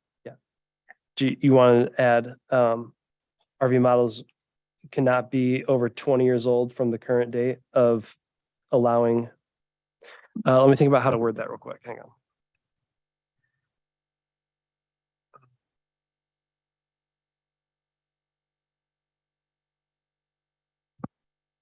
Year of RV applying for site must be within 20 years of application date of applying for site. Okay. That's a new condition. Also, let's add that I'm sorry. We see a whole lot of people restoring, like old cars, old RVs, kind of bringing in, they can buy like an RV and completely renovate the whole entire thing. And that's somewhat popular these days. If somebody has an RV and they refurbish it, then that would make it null and void to be able to be at that park if we put that condition in place. So I mean, that's my only concern with putting that in there. What about if we say that has to either be manufactured or renovated within 20 years? Well, is it renovate? What's renovated? This is just our time. I think you go, sorry, this is Maria again. I think we need to stick to one thing. Because if we're going to think about every single different thing, we're going to be here for we need to say within 20 years and that's it. Because we cannot, there's a lot of scenarios that can happen and we're not going to fix every single one of them. Yeah, I think that the least amount of gray area and the least amount of subjectivity to allow for this condition is appropriate. John, I agree with what you're saying 100%. And I love that what people do in restoring old RVs and stuff like that. Some of them are really cool. But it just leaves too much of a gray area. And we just need these conditions to be concise and objective. Does that make sense? Yes, that does make sense. Okay. The other option obviously would be leaving it up to the applicant to determine the age for themselves and not specifically call it out as a condition of approval. I wouldn't think that the applicant would want to even deal with that decision. Yeah, I'm not the applicant, but I'm going to speak for you on that one. Okay, so add that condition is in there. Year built must be at least 20 years from the day. 20 years basically from the day it's approved. Years or less. 20 years or Cannot less. exceed 20 years from the date prior, however you want to read that. Also, let's do this condition for the shade trees. Let's put a number on it. How about one for every site? Or one for every 2 sites? That's pretty packed in. Yeah, instead of being, instead of micromanaging that, what I would like to do is to say, 50% shading after, 25 years, take the oil from to grow. That way, that gives them some leeway as to what sort of trees he wants to plant and where. If he's like planting London plane trees, one every 3 or 4 places would probably be enough because they get quite large. If you're planting some of the smaller maples, then you probably would need 1 or 2 per site. Okay, how about this? How about 12 shade trees with a minimum mature height of at least 15 feet? They'd have to be bigger than that. Minimum size of at least 15 feet. Oh, at the time of planting, you mean? No. Like they'll plant them and the minimum size that tree is expected to grow is 15 feet high. Yeah, that's not a very large tree. It wouldn't get big enough to provide much shade. No, I would think it's something that's going to have a mature height of, 35 to 50 feet and in a sizable spread. But as I say, I think, if we just say that after 25 years has to be 50% shading, that gives them, more leeway as to what kind of trees he wants to plant and how. Okay, cool. Can you put that in concise writing? You probably have to reword it, but I think our city attorney has a comment here. Chair Cornett, Yes. thank you. The matter of landscaping for shade is addressed in our code in a few different areas. You happen to have in front of you the city's newest community development director, Josh Chandler, and I defer to him on his opinion with respect to what would be an appropriate level of shade here. And I think the best interest of the city would probably and likely be served by giving Josh just a few minutes to think about what makes the most sense with respect to shade and trees on this property. I will also say that one option available to this commission is to require the applicant to submit a second site plan based off this conversation tonight. And that site plan can be, as part of the conditions of approval, submitted to the director for their subsequent approval, if this matter requires further attention. And so I just wanted to make sure that the entire commission was aware. That's all. Jonathan, do you mean that exclusively to the shade trees that we're talking about, the second site plan? Well, I haven't heard anything else that would require a revised site plan yet. The only other discussions that I've heard so far with respect to additional conditions has been on discussing the lengths of stay. And so, yeah, well, any other, revisions to the actual site itself that would typically be reflected on a site plan could be reflected on a new site plan. And so, specifically with respect to these trees, I think it makes the most sense to ask for a revised site plan, which can be submitted at a later date as a condition of approval here. Okay. I love the idea of asking Josh. What's that? I was just saying, I love the idea of just asking Josh what he thinks. Well, our code's pretty vague when it comes to shade trees. The RV park section does call out that internal shade trees should be provided. So it's really this, it's kind of up in the air. One thing I would consider that, due to the size of the tree, if you're putting a tree at every single space, obviously you might be, really modifying the overall layout.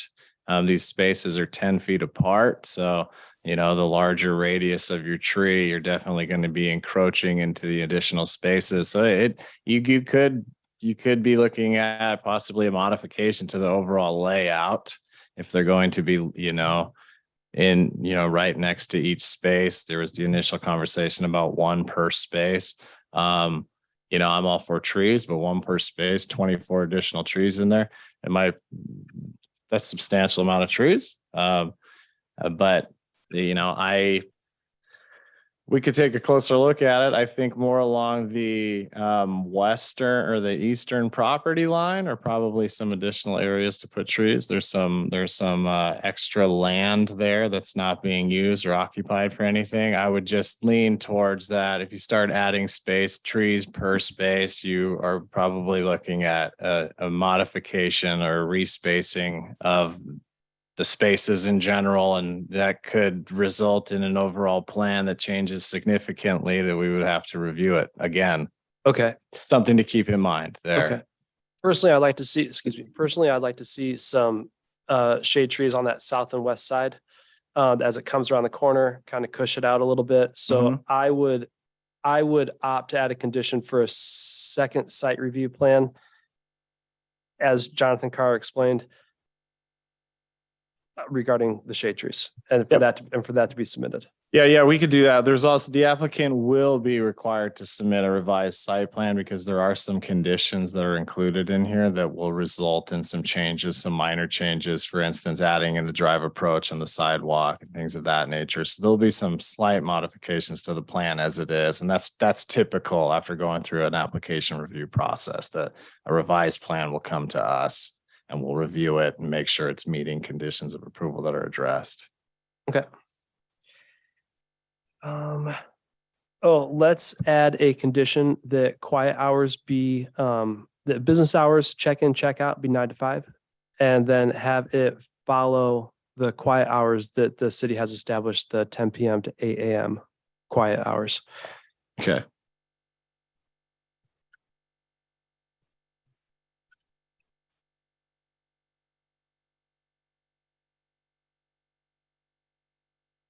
Okay.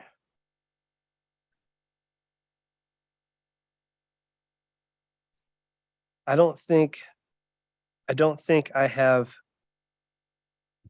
I don't have anything else necessarily. I'm fine. Okay. Do you want to add anything else or modify anything else? Keep going back to that second driveway that's being required, and it is dumping right into that neighborhood. Hmm. There a reason why, I understand why there needs to be a second driveway or exit point, excuse me. Let me clarify that. Could that just be an emergency exit only?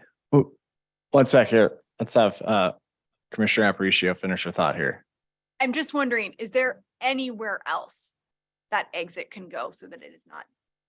I completely empathize with the neighbors here. Like that is a very tight neighborhood with very few sidewalks.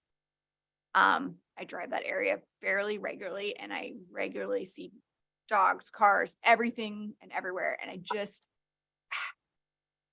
it's just such a tightly packed area as is. Understandably that it's all the way it's supposed to be, but is there anywhere else that driveway can come out on that site?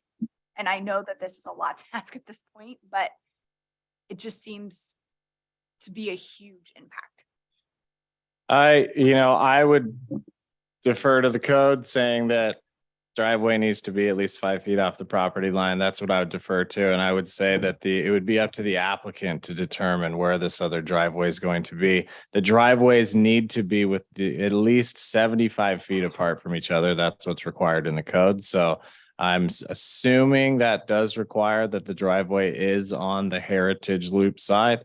The other thing to think about here is if maybe a scenario, if this were to develop as a subdivision, you'd have far more driveways than just the 2 that are being proposed. So, it's something to consider as well. But I would leave that to the applicant for any kind of redesign if that's something that they want to consider. What if we just mandated a left-hand turn out of there so it stays on just that portion of Heritage Loop and that people don't end up driving through the neighborhood? Can we do that? I mean, it looks like it's going to go, like, it looks like the only way to, I don't know why someone would turn right out of there, but they could. Can we make it so that you can only turn left out of there and kind of? Yeah, you could do that. Okay, that kind of keeps the traffic out of the neighborhood a little bit. I mean, I know there's these 1, 2, 3 houses right here for sure, but I'm just trying to think of a way to lessen the impact on the neighborhood.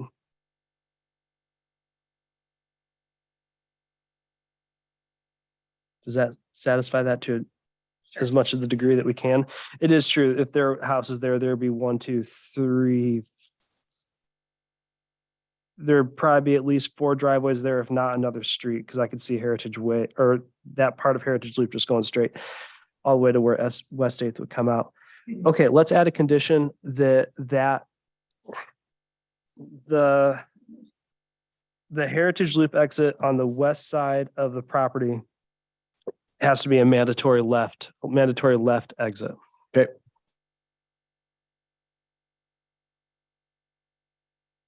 Yeah, that's nice. Okay.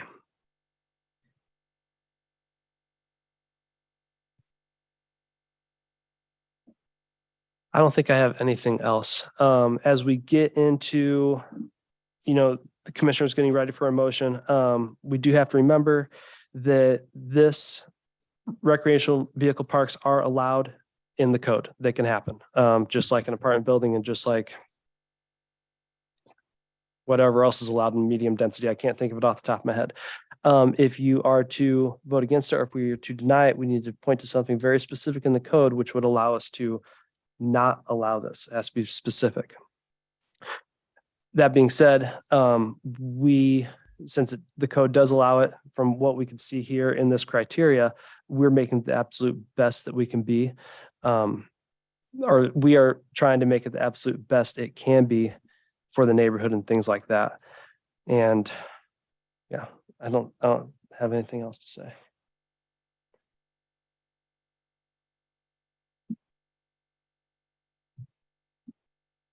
Okay, is the commission ready for a motion? Can I just clarify something? Yeah. So I know that it's allowed and that's why we're here tonight, but we can say no if we feel like we can say no. I mean, personally. Of course. And yeah, please just identify the criteria in the code that. Yeah, you could absolutely say no. Oh. Okay, is the commission ready for a motion? Okay, sounds good. So yeah, if someone would care to make a motion, that those motions are outlined on choosing one on, I can go over the conditions, the additional yeah, please do. While I'm conditions, trying if to that find works, this. make sure we got them. So adding to no RV stay may exceed more than 1 year with minimum stays of more than 30 days or more. A requirement that all RVs must be at least 20 years. It must be a minimum 20 years or less from the date that the application is approved, or from the date of, I guess, just from the date, so that, as this thing goes forward, years to come, it continues to be just this 20-year cap on it. Check-in and check-out time must be between 9 a.m. and 5 p.m. Park quiet hours are 10 p.m. to 8 a.m. And then a left turn only at the Heritage Loop access point. And I'll wordsmith these a little bit more in the resolution, but that is the gist of what I got from the 5. Is that correct? And also something about shade trees within the park. In addition the applicant will submit a revised application or a revised site plan that demonstrates the shade trees are used throughout the site.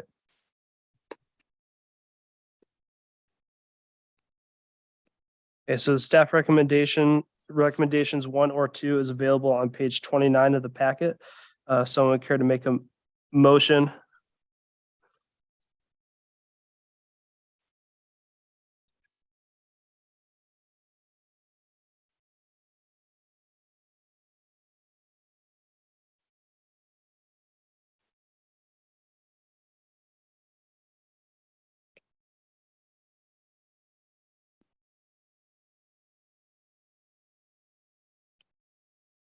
Is this the motion number?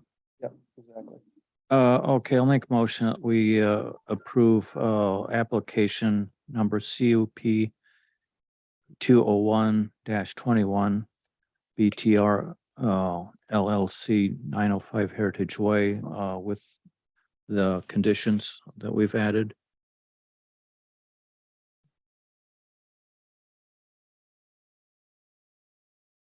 Yeah, does anyone care to second that motion? Second that. Okay. The staff recommendation to adopt resolution PC 608-22 approving conditional use permit 201-2 has been motioned and seconded. We will now vote on this resolution with the added conditions. All in favor of approving CUP 201-21 BTR LLC 905 Heritage Way, raise your right hand and say aye. With the added conditions. All in favor, raise your right hand and say aye. Aye. Aye. Aye. Aye. Okay, that's 4. All those not in favor say nay. Nay. Nay. Okay, that's 2 nays. And then any of those who care to abstain? Okay, so that's 4 ayes and 2 nays.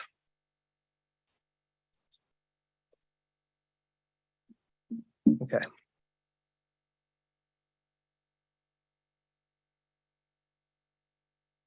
Moving on. That concludes that, correct? Or do we need to make another? Yeah, that concludes that. Yep. Quasi judicial hearing B. This is for CUP 208-22 Lonnie Hutchinson, 2510 West Second Street. Bear with me. The applicant is requesting conceptual approval to improve and expand an existing recreational vehicle park per the Dallas Municipal Code. Upon approval of the conceptual review, the applicant will proceed with the site plan review to site and construct the development. Bear with me while I go over the script again, please. Yes. Okay, which rules?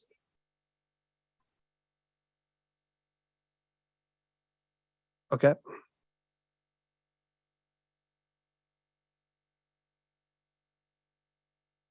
Okay, then I will move on and skip that. Thank you. Moving on. Have any members of the commission had any ex parte contacts, conflicts of interest, or bias which would prevent you from rendering an impartial decision on this matter? Nope. No.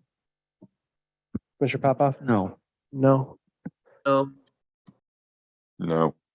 Okay. Me neither. I am also a no. Does anyone in the audience wish to challenge the qualifications of any members of the commission? No. Okay. The public hearing is now open. May we please have the staff report? Hello, my name's Caitlin. I'm the associate planner for the city of the Dalles. All right, so let me just get my slides in order. Awesome. All right. So this is conditional use permit 2000 for Lonnie Hutchinson.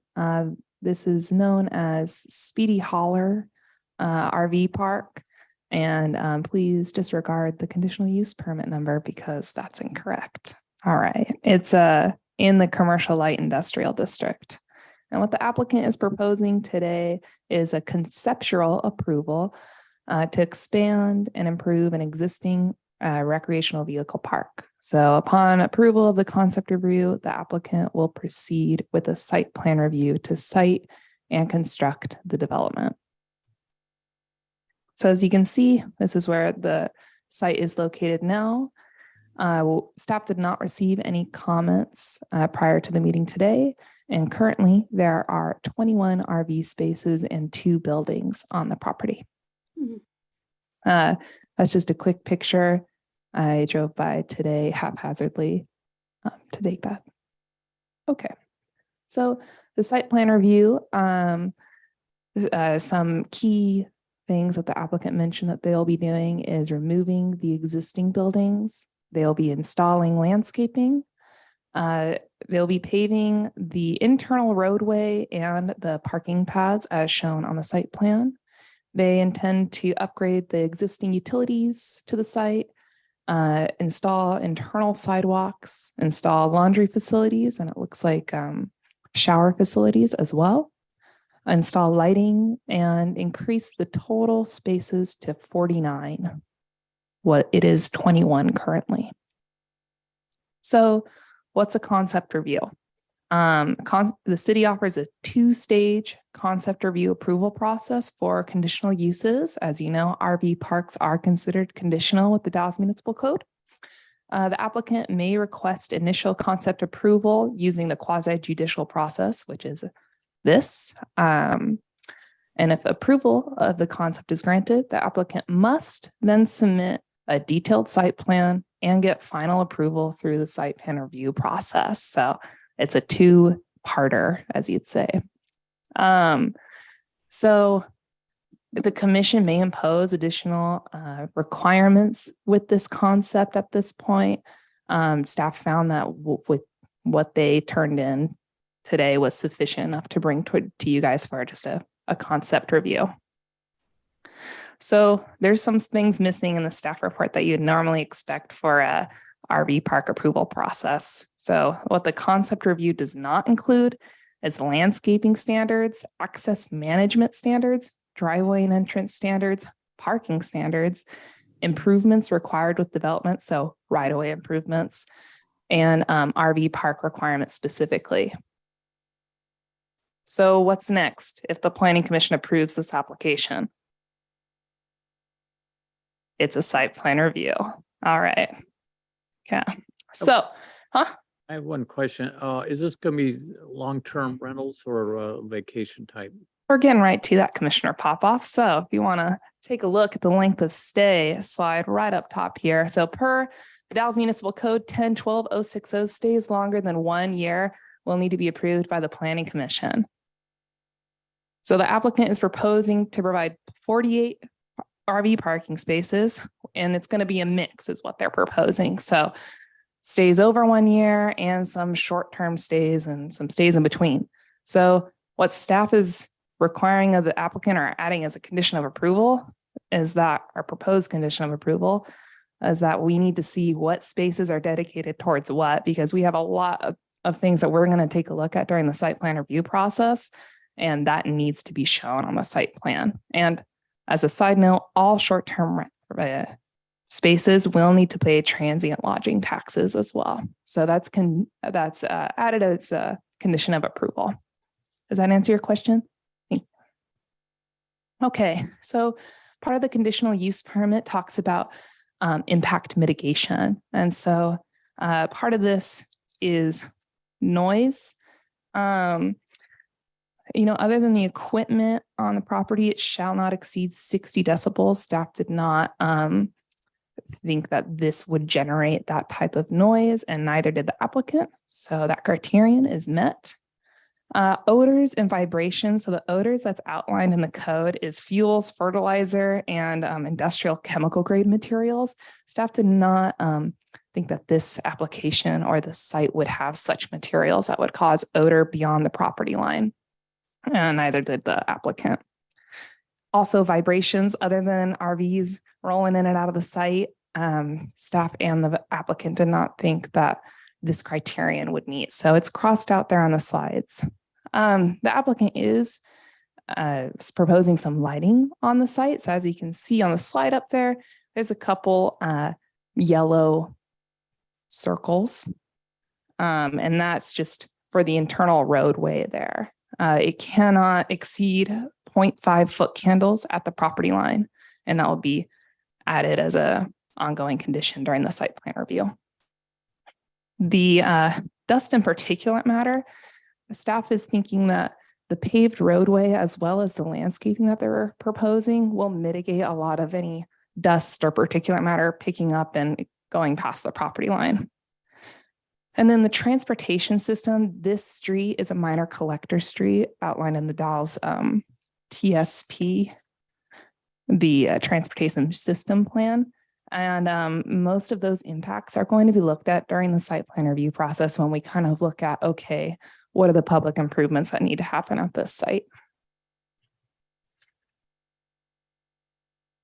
So that kind of goes over the main nuts and bolts of this application. Staff does recommend approval with conditions. And the conditions are outlined up here. They'll need to go through a site plan review process to site and construct the development. They must clearly identify all RV spaces as long-term or short-term, and all short-term stays must pay transient lodging taxes to the city for each nightly stay. And with approval, if you approve it as presented today, you would be approving those over year stays with this development. So yeah, with that, let me know if you have any questions. Sorry, can you clarify that last statement you made? So they are asking for more than a year. Yes, so that's included in their narrative. So with this concept, if you approve as is, would be approving those over 1 night stays or 1 year stays. Yeah. I would say 1 night is minimum. Okay, so just to clarify again, we're approving length of stay only. There's going to be a site plan review that comes back to us at some point, most likely. Unless it's elevated by you, people who address legitimate criterion in the site plan, like notice, staff, or the director of the community development department, I think that's all. Yeah. So you guys could require that it's elevated to the planning commission again, if you'd like.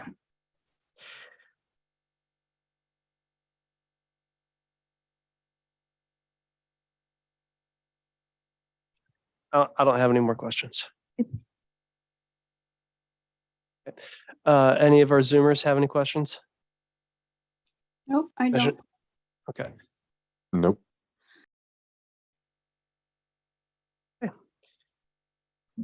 No, I don't. Can we add conditions to this? Yeah. Okay. My concern is we just had a very long discussion about the impact of the community of a RV park. Granted, these neighborhoods are different, so there's different considerations for that, and I can appreciate that. However, since I've been on the commission, clear and objective has been a conversation we continue to have. So I would like to encourage the staff, or maybe I'm mandating the staff with conditions, to take into consideration all the conditions we just put in to the other site for this site as well. So I assume sidewalks and all those things will be part of the normal plan, but the idea of, I'm really hesitant with the idea of more than a year, and the idea of that is going to be a place where dead RVs are collected. I'm concerned that this would be a place that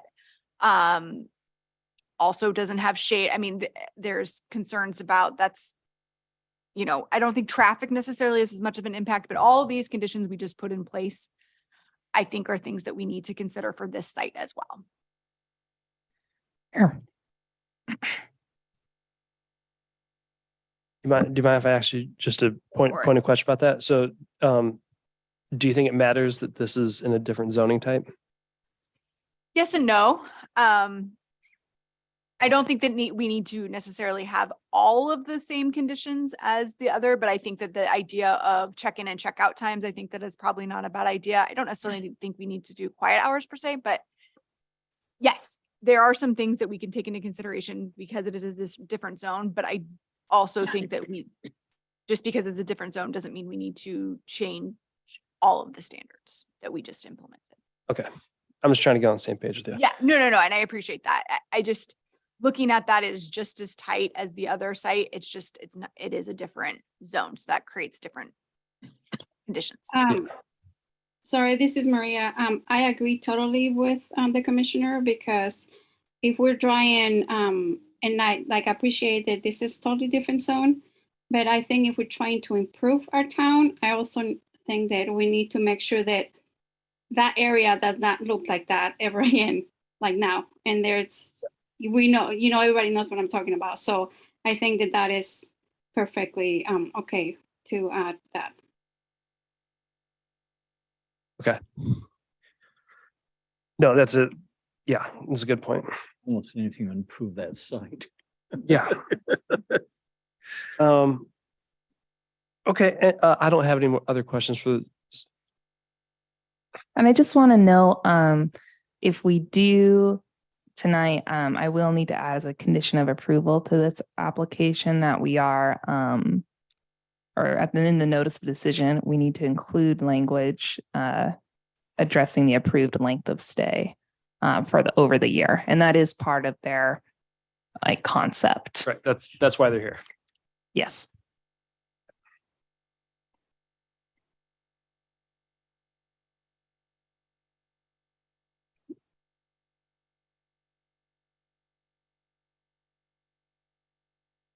Bear with me for a second. Actually, we can.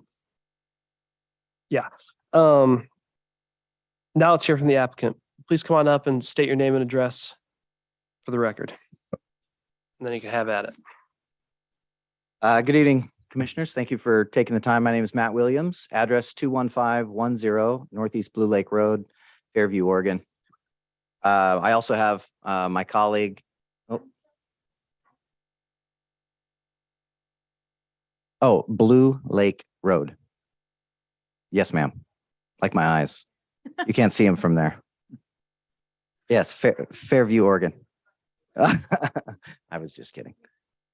Yeah.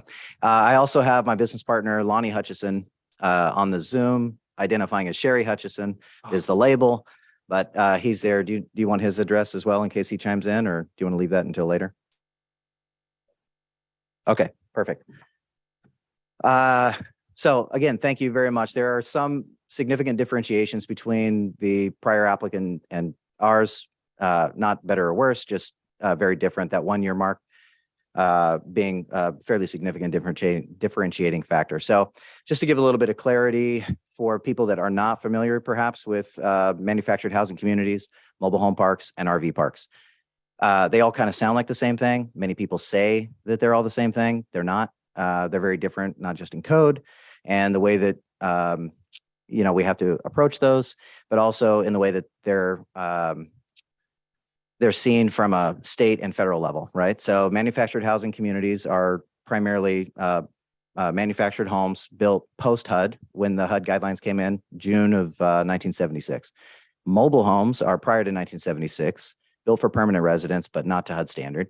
And RV parks or recreational vehicle communities are for something that, has axles and typically a tongue, you can be fairly mobile.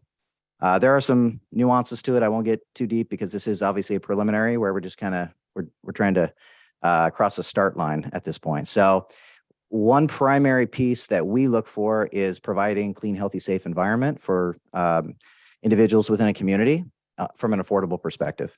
So to give you a little bit of perspective on what we've done, we own 3 mobile home parks currently, all of which we've done very similar projects. One is in Cascade Locks, another one in Milton Freewater, which is just outside of Pendleton. And then we own one in Wyoming as well. All of them kind of in the same size. One of them is a 55 plus park. The other 2 are considered family parks. That's what they call them. And all of them accept we allow manufactured houses as well as RVs. And our intention with this park is to take something, if you're familiar with the site, there are 2 very old buildings. I think that the bid was about $75,000 in asbestos remediation. So we will be completing the proper environmental process to get rid of those. So it's those buildings were built way back as permanent housing. And in addition to that, it currently has approximately 21 units. There are a couple manufactured houses there. There are RVs there as well. This site, to be clear, is being used as a long-term over 1 year use. So they are technically, I think, grandfathered in. It's been used that way for years and years and years. And what we're doing essentially is anytime you go in and try to improve a park or a property, you have to then adhere to current code. What we're trying to do is clarify with the city that they're on board with us continuing to provide clean, healthy, safe environment from an affordable perspective. All of our parks range between $400 and $700 per month. To be quite honest, we're going to be in the $600 to $700 range on those spaces. So just so you know, our 400 is in Wyoming. It's a very different market. And Milton Freewater is a 55 plus park in Milton Freewater, which is also a different market. So those are lower rents, but we range in the $600 to $700 range. Currently the rents on that property are about $550. If you've driven by this park, you probably looked the other way because you didn't want to look at it. But we want to improve that. And that's kind of what we do. So obviously I submitted the narrative. We're really going to completely revamp the park. We're going to redo all water, sewer, drainage, landscaping. To one of the questions that came up, there are, I think I counted 8 trees that are over 50 feet tall. We'd like to keep some of those. Some of those are on their way out and they should not be there. An arborist would be able to better speak to that. When we bought the park in Cascade Locks, the wind, ice, weather that we're very familiar with here, it took out 2 trailers within 2 years. So it's really important to have, if we're going to be growing trees and we're going to be putting in shade trees or keeping the existing trees, it's really important from a safety perspective that we have an arborist come out and take a look at that. So I don't know how many we can keep. Our target is to keep as many as possible because it's going to take 20 years before we actually get a shade tree once we plant it. So we'd like to keep what we can. We just don't know what that looks like yet. That's why we're in this conceptual piece. But we are extremely interested in long-term parks. That's our business model. That's what we're looking for. And there may have been a disconnect. 100%. I'll take blame for that. It's not our intention when we say short-term, we're not saying under 30 days. We're very happy to have a minimum 30-day policy. in there, as long as we can go beyond 1 year, that's really our target. The only time that we even do a 30-day is when someone comes in and they say, hey, I want to move in and we have, space 42 open. They can move into 42 on a 30-day, and they're basically on a waiting list until they move into a spot that they're going to be in more permanently. And that might be for appeal. They might want something on the north side and we only have something on the south side. So that would really be the only time that we would probably go below a year. Our other parks, we do a 1 year minimum, and that's our goal. So we have a set of park rules that require no manufactured or no RVs or park models or anything can go in there that is older than 10 years old from the date of application or move-in date, whichever comes first, which sometimes they're on the same day, but it's very, very rare. Our typical demographic is not typical. It's all over the board. We've got our park in Cascade Locks. We have about 30% of our folks are families with kids. We have, of the 20 units, 6 of those units have children, and all of those have more than one. And then we have several folks that bring in grandkids. So it is definitely a family environment. Clean, healthy, and safe is really important to us. The other aspect that I think is can be a little bit confusing is that people see quote unquote mobile home parks as kind of a slum. And that maybe used to be the case. People would let a property kind of go by the wayside, but I understand and heard a lot of concern of like an old dilapidated unit being there and being an eyesore of the neighborhood. There are 2 factors to really consider there. Number one, that doesn't benefit us as an investor at all. That's really, really important because the neighbor, like the adjacent unit, is the one that takes the impact more so than the adjacent property. And so if the neighbor sees garbage out or, a American Eagle blanket in the window for blinds, those types of things are in our park rules. They're not allowed. All personal property has to be stored either within the unit or within a shed. We have some parameters for the shed or storage space for that. And one other element to the minimum 1 year is that it allows us to also have each resident skirt their unit. So they come in, set the unit, they'll typically level it, and then they put skirting around the unit, which makes it look permanent, obviously, but also it keeps builds a wind block, keeps from freezing, it keeps from dirt and debris, keeps them from storing items underneath the trailer, and an accumulation of personal property. We found that to be very, very helpful. Each of those spaces are approximately, they average 60 feet. You'll see some are smaller on the curve and in the corner. Those would be for smaller units. A majority of the units that we are looking at are really, the largest you're going to get is probably around 45 to 46 feet. We have 2 parking spaces per unit, which are paved, identified. They're not allowed to park in the grass. In addition to that, we have some guest parking as well. I think that we have 7 parking spaces rather in the plan there. You're welcome to take a look at that as well. We have lighting. We've got we're going to be putting paving in there. The current condition of that property is really poor. I think one of the bigger challenges that we've got, but something that we're committed to, is trying to figure out how to take the existing residents and maneuver a complete remodel of that property and shift them around, or, we may have to do it in phases. So a lot of that may come up in the next stage, but just so you know, we're in the business of providing housing, not dishousing. To give you a little bit of an example, some people perceive this housing type as something that is not permanent housing. And for some people, that's true. I know for sure my wife would not be interested in living in any of our parks.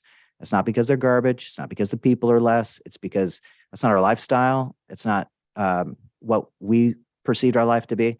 But the people that live in our parks are very happy. And it is unbelievable to see individuals come in and pay $600 a month in rent and feel okay. It's a completely different feeling, and it's very rewarding. And that's what we want to provide.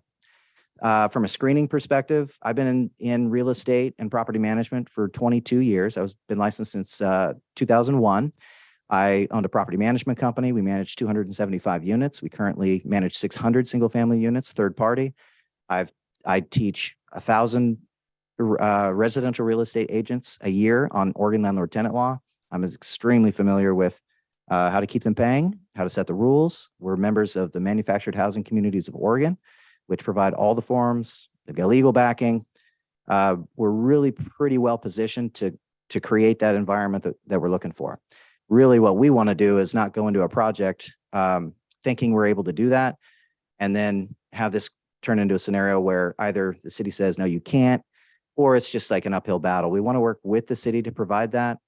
You know, like I said, we have some retirees, we have some folks that work out on the highway in the gorge, and they have a 2-year project, and they'll work for 3 weeks here, and then they'll fly home to be with their family for a week and a half, and then they'll fly back, and they don't want to pay $1,200 a month for a rent, you know, a house.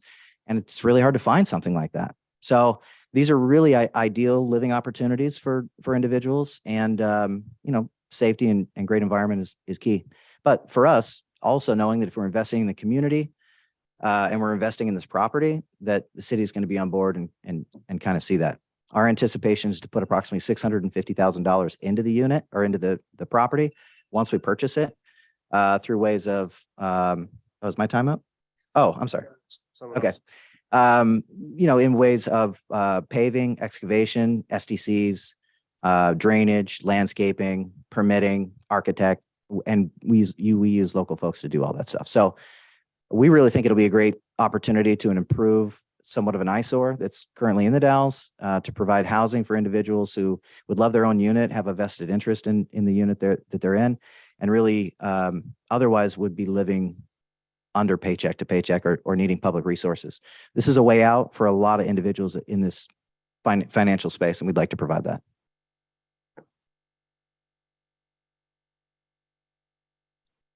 So I have a question.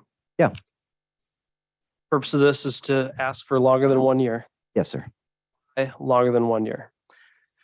Well, a couple of reasons. First off, we want individuals to feel like they have a permanent stay. One of the biggest problems in affordable housing is that they always feel like the landlord is going to be knocking on the door telling them to get out. They have no place that they can stay and know for sure that they're going to be able to be there.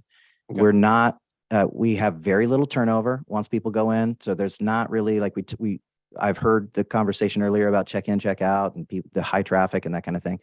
People really don't tend to move in and out. They move in, they get settled, and then they stay. If we limit it to 1 year, it really puts us in a position where we're forcing ourselves to terminate them every year, essentially. Like the idea that you had earlier about moving spaces, that's kind of to be quite frank, that's going to be really tough the way that Oregon landlord tenant is, because you're required to give a 90-day notice, and anyone under a year in an RV park, you can technically give them notice, but to notice them, then you have to shift someone else and dishouse the next person. And that means you have to line up those leases. It's probably not a significantly practical way to handle it. And I think it really puts a landlord at risk from a landlord tenant perspective, because the notice periods are extremely specific, and we can get sued by a tenant for giving them notice. And even if they had I know this is maybe going too deep, but if we gave an infraction to a tenant or resident and we said, hey, you've got garbage outside, and then 2 weeks later we gave them a 90-day notice saying, hey, you're terminated, technically they could say that's retaliation, even though we're under the guideline to max it out at 1 year, because 1 year lease agreements can only be terminated in the state of Oregon under a year. After a year, you're not allowed to terminate them at all. And if you don't give them proper 90-day notice, that puts us in a situation where we're in non-compliance either with the city or Oregon landlord tenant law, and technically the city is going to be a cheaper bill. So it's a little bit wonky. I think and the prior applicant's none of my business, but that could be a challenge if you have that rotation piece. So that's just something to consider. Anyway. So you're saying that RV parks such as this do fall under Oregon landlord tenant law?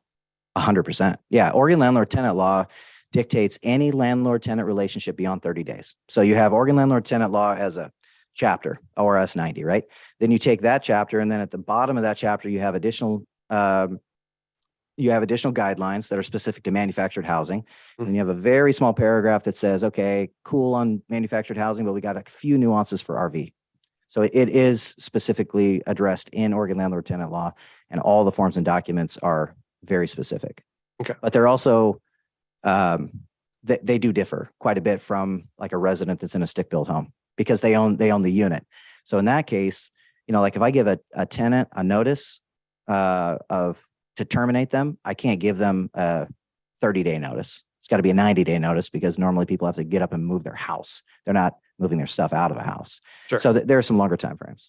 Okay, so let's say, here we are, 2022, November 3rd, 2022. Someone rolls in and they have a 2013 RV. Let's say you have a requirement to have all RVs within 10 years of their application date. Right. So then we roll into November 3rd, 2023. Yep. And they're applying sometime before that. Now their RV is over 10 years old. How do you handle that? Well, they can remain as long as they applied and moved in prior to the move-in or prior to the 10-year mark. So it's in the year because we don't know if the actual proper or the RV was manufactured in January necessarily. So we just go 10-year benchmark. And then if the unit is 10 years or newer, we approve the applicant, we move them in, and then we allow them to remain until they either violate one of the terms of the lease agreement, or, if they move out or they don't maintain their property. So I actually forwarded a copy of the park rules to Caitlin at some point, I think maybe. But the park rules essentially address that. They have to maintain their property at all times and they have to skirt it and it has to be of light color to the RV. So people, I've got in our park in Cascade Locks, I have 4 new homes, 1 stick-built home, and every other home is pre-HUD, which is pre-1976. But the difference is with that park, we didn't come in and rebuild everything. We came in and took the existing residents and we said, oh, you need new skirting. We'll contribute to skirting. And you need new paint. Well, I can't afford paint. That's fine. I'll tell you what, you buy the paint, we'll pay the laborers to come out and do it. And so we souped up our park in a way that was collaborative with them and also appealing. And at that point, we found with parks like that, it's usually, you turn the lights on and the cockroaches scatter. We come in and say, here's the new park rules. And a couple of people say, I'm out, and they take off. And then you deal with the great people who want a clean, healthy, safe environment. So that's kind of what we create. Okay. But specific to my question and micro month aside and macro year relevant, you could have someone who rolls in a 2013 RV, be there for 20 years. Correct. And it's 2013 RV still there. Absolutely. Yeah. Those people. So 20 years from now, we could have a bunch of 30-year-old RVs. Correct. In there. Yeah, but absolutely. Maintained, painted, skirting, et cetera. Yes. Yeah. At the end of the day, the city, any city, is going to look at a park in its presentation from the exterior, much like you were talking about with an apartment building, right? The infractions could be vast.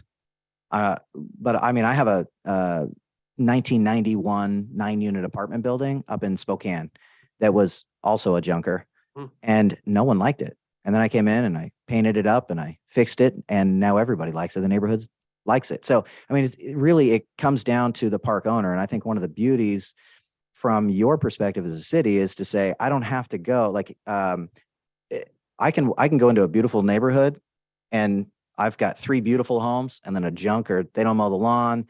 They inherited it from their parents, or their parents are a little elderly and they're living with them, and it's just a garbage dump and they've got jacked up cars and I can't control that. Sure. Currently, however, someone from the city could roll through and say, hey, this is, not appropriate, or, a portion of this is not to have accumulation of debris or pest infestation opportunity. And you can target the property owner as opposed to the person that owns the actual unit. And now I have more at risk, right? Because if you tag one unit or my entire property, I'm running the risk of, quite a few infractions. Sure. Yeah. One other thing I'll mention about the location, we're not in a neighborhood. It's an opportunity, I think, to definitely improve the actual site, but there's no conflict with adjacent neighbors as far as, traffic coming in and out. Obviously we would go through the full planning. But it wouldn't be a hindrance on adjacent folks, land values, home values, things like that were discussed with the prior applicant. Not to keep referencing them, I'm just giving perspective on that. Sure, I understand that. But I do want to reiterate that the stay being a year or more is really, it's important to these residents. Okay. I wanted to clarify you had spoken briefly because I did see that there were like some units that would be designated as a short-term stay, but the majority would be long-term. And you had kind of addressed it, but I just wanted to clarify that those short-term units, you're saying those are kind of just like a holdover space, not necessarily spaces where folks are going to be like it is more temporary housing. Yeah. So to be clear, a lot of people think of RVs parks as like a KOA. You stop in for the night or 3 nights or something. You go windsurfing and then you take off. That's not what we're going for. I probably mislabeled or misspoke with Caitlin, and that's my fault. My intention is to have no one there less than 30 days for sure. But that would be a maximum of 10% of my park. 90% of my park is going to be a 1-year lease minimum and then moving forward, if that answers your question. All of our other parks, we don't allow month-to-month rentals, month-to-month leases rather, in the first year. After the first year, the state of Oregon, according to ORS 90, does not allow us to require them to sign another 1-year lease agreement. If they say, I don't want to sign another year, I might be here only 2 months. I have to allow them to go month to month. So I don't have that option, technically speaking, per Oregon statute. But I do have the option to give them a minimum upfront, which our goal in the long-term perspective is a minimum 1 year. And technically speaking, that's what they want. I mean, I've got a friend of mine who develops these parks. He's got 160 units in Ontario, and he is calling around to buy a manufactured home park or an RV park to use for his waiting list. He has 100 people on the waiting list, and he has it split up in 90 long-term RVs. So it's a minimum 1 year RV only. He doesn't do any manufactured homes. He doesn't do any of that. 10% is literally just the people paying more money every month while they're on the waiting list to drop into one of those long-term spaces. The market and the need for this is bonkers. Yeah. I just have to go back to something you said during your initial presentation, when I asked about the long-term, over 1 year. Yeah. And you described the ORS 90 guidelines and laws there within. You were saying that regardless of whether we make a rule about allowing for over 1 year or not, one of the bills would be cheaper to pay. Yes. Well, yes. If I neglect my obligation, let me clarify. If I neglect my obligation to give a proper 90-day notice to a resident and I only give him 59 days, or I mail it improperly or something, and then I go back to him and I say, hey, I mailed this improperly, but I still need you out because the city says that you have to be out by the year mark. Then he says, well, you didn't give me the proper notice. So now I'm under ORS, your fine almost definitely is going to be less than his attorney's fees, his moving fees, the penalties, and the lawsuit. So it kind of puts the landlord in a weird situation. Okay, got it. But I mean, I'm not even really campaigning on that. I'm talking about our project in general. That was a nuance, I think, to just explaining the practicality of shuffling spaces or utilizing that template is probably not highest and best use. And not a lot of landlords understand that, but tenants know it and their attorneys are free. So that kind of throws some things off. Okay, got it. I just didn't want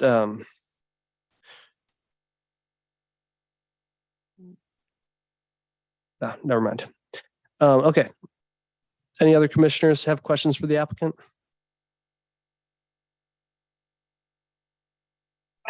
I don't know if it was mentioned, but is there going to be a manager on site 24/7? Good question. It's in the narrative, I think, but we did not talk about that directly. Our template generally rather, is to have an on-site manager to kind of keep an eye on things, do general pickup. They'll do a walkthrough on the park pretty regularly. They'll notify us and then serve notices. Or when people move in or move out, they'll make sure it's cleaned up and that kind of thing. They do kind of hands-on stuff. Those duties vary, like landscaping. Some of our on-sites do it. Others, that's not in their skill set and they don't do it. So there will be an on-site that handles some of those, but all of the bookkeeping, some of the training for landlord tenant law and notices, bill collecting, lease prep, all that stuff is done centrally located for all of our parks.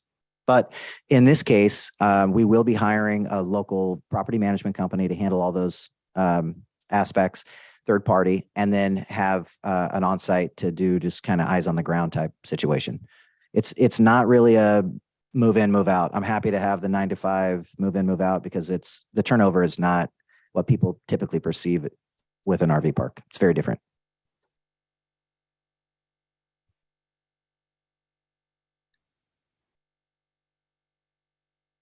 All right, I think we're all good with questions.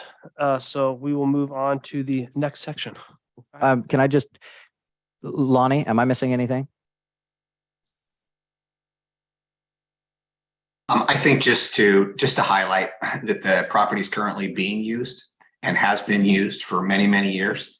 Sorry, Lonnie, will you back up and say your name and address, please? Lonnie Hutchison, 400 Northeast Lucas, Troutdale, Oregon, 97060. Okay, thanks. Go ahead. Yeah, I think I just want to highlight the fact that the property that we're in question here, it has been used for long-term housing over 1 year for many, many years. So really it's a continuing of the same usage. In fact, if we weren't wanting to expand and improve the park, we wouldn't even have to come and ask for any types of zoning approval. So what we're wanting to do though, is to modify the park and improve it, expand it, and make it a nicer place because it's an eyesore. And so really that's what we're trying to do. And we are focused on long-term affordable housing, something that the community does need. And so I definitely wouldn't want to have to try to make tenants move around because we want them to settle in and feel comfortable it's their home. And so that is something we're really looking for that long-term over a year. And many people will be there for 10, 15, 20 years. Some won't, but some people step up and move on to their life. But that's what we're going for. Yeah, we have one tenant that was gonna, they were upset because we required them to sign a 1-year lease agreement. They wanted a 6-month lease agreement, and that was 6 years ago. They're still there. And great tenants and pay on time, and they're great. You know, plans change, life is different. You always think it's temp, and then, you know, it happens. So okay. All right. Well, thank you both very much. Yeah, thank you. Okay. Moving on, does anyone wish to testify in favor of the application? I just want to make sure you're testifying in favor of it, and this isn't like just a comment. Okay, cool. Come on. Scott McEwen, 1017C Pomona Street. And when I got this notice in the mail, I was really pleased and want to be a bit of a cheerleader for this project. It's going to make the neighborhood more beautiful as well as this particular site, and improved this part of the west end of town quite a bit, and appreciate what you fellows are trying to do. And thank you. Yeah, thank you.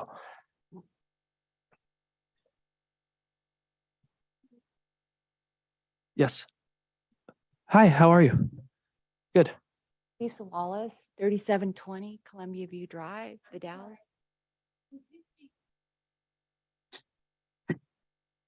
Lisa Wallace, 3720 Columbia View Drive, the Dalles. Mhm. And we have Wallace Plumbing right next door, and we would be thrilled to have them next door. Perfect.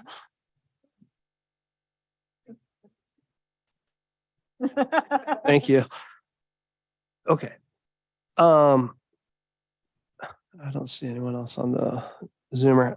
Does anyone wish to testify in opposition to the application? Okay. Does anyone wish to testify that is not in favor or opposition, or that would like to ask questions? Okay, excellent.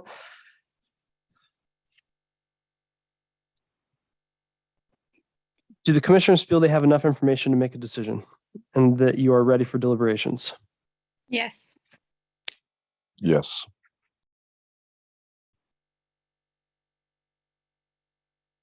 Yes. Yes. Yes. My I'm ready. mouth is Okay. weird. Are you ready? Okay, I'm also ready. Public hearing is now closed.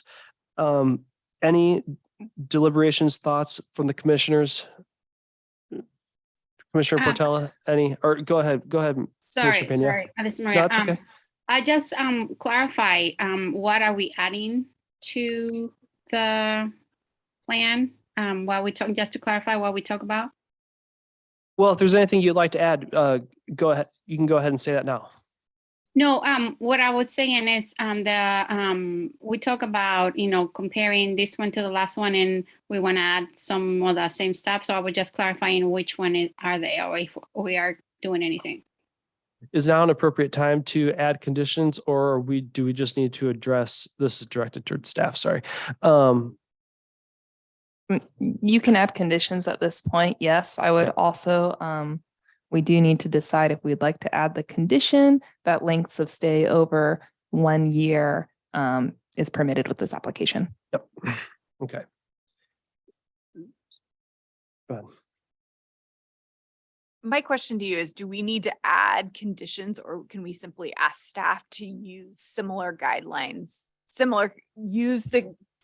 Basically, do we need to add conditions, or can we just ask the staff to keep the other conditions in mind as they're developing the site plan?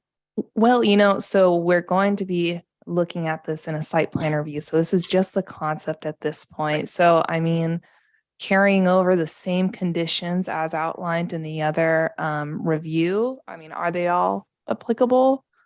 No, I'm not sure. Yeah, I don't think they'll be entirely relevant, specifically a left turn, a revised site plan that includes shade trees, years built, they would be different. The last one was 20, this would be 10. I think it would be best to, if we want those, if you want those, to be specific on this in this hearing.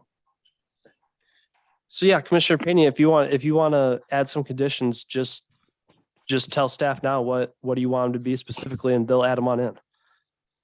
I was just wondering, no.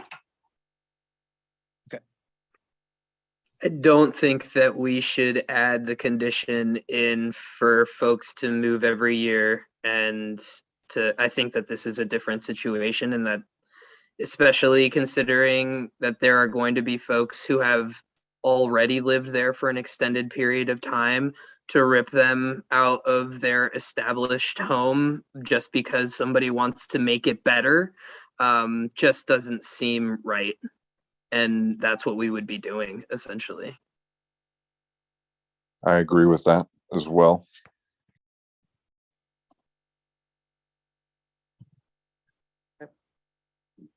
Chair Cornett, Yes. can I weigh in for just a moment? Yes, attorney. Thank Yes, you city very attorney. much. I'm not going to be weighing in on anything substantive, but I did have a question of law, and I would like to research it. And so I think this is going to be my formal request for an opportunity to present at least, well, some additional information connected with my interpretation and my opinion of our code. And according to the law that we follow here, the commission must grant my request either by continuing this hearing to another time and date, probably at the next meeting, or keeping the record open for 7 days. And so I would like to request actually to continue this hearing at the next meeting. There is something I want to look into, and I'm happy to send the group an email afterwards to discuss that a little bit further. But there is an unresolved question of law here I want to look into first. So that's my request. Okay, do we need to identify the do we need to identify specifically why we are granting an extension and to keep the public hearing open? No, but I'm happy to talk about it. I just didn't want to bog down the discussions or indicate that this is a huge red flag for anything. It's just a question of law. Yeah, I'd rather get it resolved before a decision is made, just to save everybody the time and expense of us trying to come back and fix this at a later date. But yeah, it's connected with the length of stay. And so just a couple of things I want to look into there. And I should be able to provide much more information, much more robust legal information connected with this matter at the next meeting, if you wouldn't mind terribly. And absent some sort of urgency on behalf of the applicant, I haven't heard anything compelling tonight to indicate that there's some sort of urgency, especially in light of the fact that it appears to be a fully functioning RV park at the moment. And so, so absent any development deadlines or anything like that, it doesn't seem to be any prejudice to the applicant. Okay. Can I speak to that? Hang on a second. The public hearing is actually technically closed right now, so the commissioners need to discuss if we're going to reopen this and just even allow for this. So Yeah, one thing to consider here. Jonathan, one thing to consider is that the applicant is in a due diligence period to purchase the property. They are basically not going to purchase the property unless they have approval of more than 1 year. At least this is what I was told. So I don't know if that would, I think I'm catching it correctly. So that would be a level of urgency regarding our next meeting would be on the 17th. I don't know how long this due diligence period is.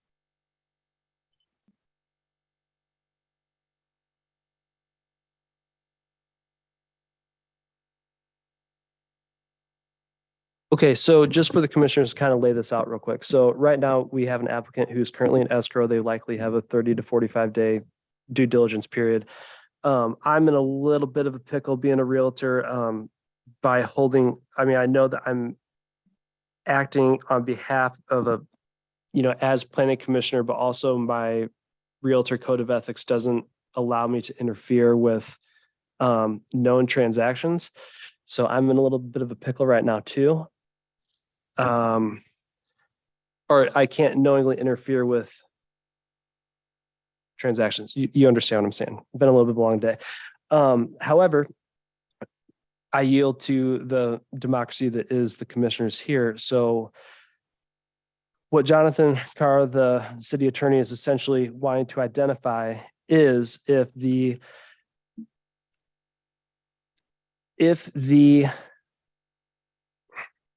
rules identified in ORS 90 that the applicant was describing about, you know, No, that's not it, Chair. I'm sorry to interrupt you. I Okay. just don't want you to take down that path. No, Okay. that's not it at all. It's a question of law interpreting the city's land use and development ordinance. I'm trying to reconcile two separate provisions that are connected with this application, and I don't have an answer yet. And so I'd like to perform my diligence, frankly, at getting you some good legal advice before a decision is made here. And I can appreciate that there may be some escrow. I wasn't aware of that until Josh just mentioned it. And so with that said, if it, you know, put it to you this way, if there is no prejudice to the applicant, I would very much, you know, hope that you would grant my request to continue this hearing to the next public meeting. However, it seems like there potentially could be some prejudice to the applicant with this delay. And so if that's really the only question at this point, then it might make, you know, best practices might suggest allowing the applicant an opportunity to inform this specific question as to what the harm might be were we to continue this hearing to December 17th. Okay, I apologize for making assumptions. No, you're All fine. in favor of reopening the public hearing to allow the applicant to describe their current situation, raise your right hand, say aye. Aye. Aye. Aye. Okay, will the applicant please come on up, state your name again? Sorry to make you do that again. Describe us your timelines and dates for the end of your due diligence. Matt Williams, address again? No, okay. Thank you for the opportunity to step back in here. I do appreciate it. We are in escrow. We've are set to close. I'm sorry, I'm referencing my calendar here. Due diligence ends, I believe, on the 14th, which is Monday, or hang on a second. I'm sorry. That's not true. We're set to close on the 14th. And our due diligence period ends. Goodness. I should know this.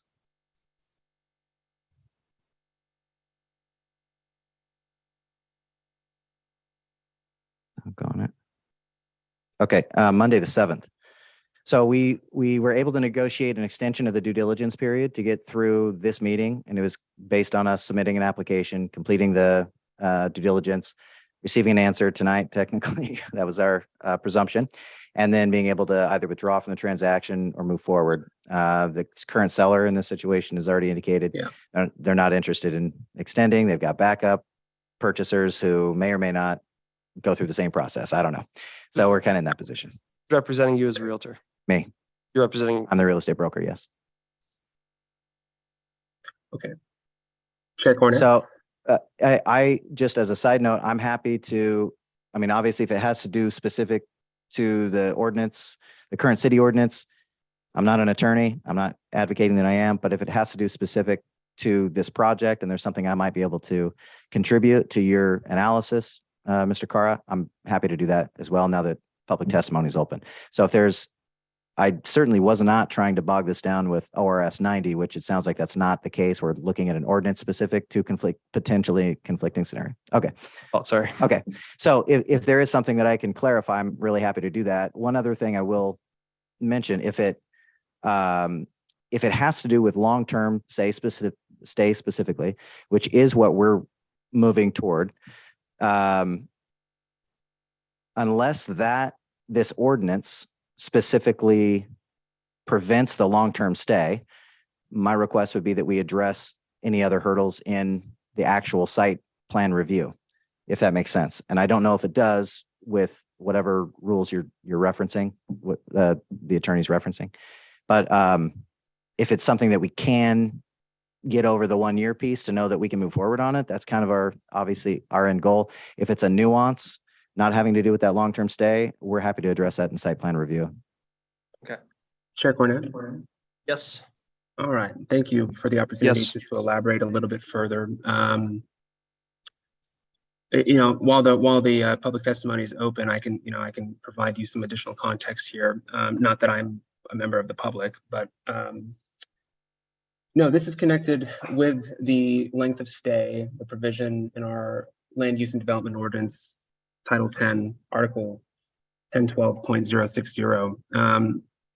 There is a prohibition on any space being used for permanent residency. And so I wanted to sort of articulate and extrapolate on what that might mean and the implications it might have on this and all other applications for these types of activities and these types of uses on development and throughout the city.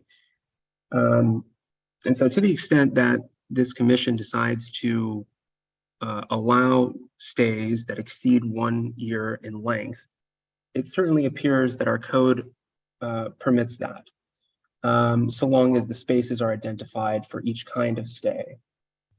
And stays longer than 1 year may indeed be approved by this commission, and you may do so tonight during this hearing if you like. I will say, though, that just because this commission is authorized to allow residents a residency at an RV park for a term to exceed 1 year, which it may do, it may not do so on a permanent basis. And so I noticed, some discussions here about 6 years, 10, 15, 20 years. And at some point, that's going to start to look a lot like permanent residency, which is expressly prohibited. And so I just wanted you all to keep that in mind. And so a very appropriate course of action in a situation like this would be to, if the commission so chooses, and it seems like there certainly seems to be some consensus here before a vote, to approve of this, that's fine. It just may not approve of it to the degree that it starts to blend into what's known as permanent residency. Does that make sense? I'm curious, like, how do you distinguish that then? That's an excellent question. That's exactly the type of thing I'd like to look into more. And so with that said, I can advise you with some best practices here. I think a time limit of a date certain might relieve us of this apparent internal contradiction, and in a way that the statute here could be read with harmony to reconcile these differences. And it would be very appropriate to set a cap on the number of years with a date certain. And so, residents residencies shall not exceed X years. But to leave it open-ended would be well, it certainly does appear to be a violation of our code. And that's my legal opinion. Sorry to say, you said to leave it open-ended is not a violation of our code? No, I said the opposite. I said leaving it open-ended would be a violation. It would be contradicting the express language and intent of our land use and development ordinance, which is namely, no space may be used for permanent residency. Okay. Could I respond to that? John, do you mind if I call you Jonathan? Go for it. Or Mr. Kara, or is it Kara? I'm sorry. Jonathan's just fine. Jonathan, just to get some context, I think this may resolve the issue at hand, because obviously you're discussing a conflict between two separate ordinances. No, there's no conflict between other ordinances. It's just I'm sorry, a lack of clarification. Yeah. It's just trying to reconcile what exactly is meant by permanent residency through with the context of our code, right? And so very clearly, these types of RV parks were not meant for permanent residency. Okay, I think that's well established. Now the question becomes, how do you determine when something becomes permanent? I mean, there's lots of ways to think about it. You can think about the nature of the use, or I mean, it's a defined term somewhere in law. And so what anybody would do, any lawyer would do, would be to determine through context here and through, what exactly that might mean and what are the characteristics of permanent residency and how do those distinguish themselves from the uses that are authorized here on this parcel, which appear to be anything other than permanent residency. Got it. Just to give a little bit of context, obviously not challenging there. I certainly wasn't saying there was a conflict. I probably should have said a little more ambiguity between the two as far as where they, where that line clearly is in permanent residence. I do want to reference, however, ORS 197493, that's in the state code. And it is in the comprehensive land use planning. And it reads, a state agency or local government may not prohibit the placement or occupancy of a recreational vehicle or impose any limit on the length of occupancy of a recreational vehicle solely on the grounds that the occupancy is in a recreational vehicle. If the recreational vehicle is A, located in a manufactured dwelling park, mobile home park, or recreational vehicle park, B, occupied as a residential dwelling, and lawfully connected to water, sewer, and supply systems and sewage disposal system. So there's a state umbrella, technically, that says that no municipality, city, or ordinance can minimize it. See, that's precisely the type of statute I would have discovered had I done some research on this, if I had time to do some research on this. And so thank you for shedding some light on that.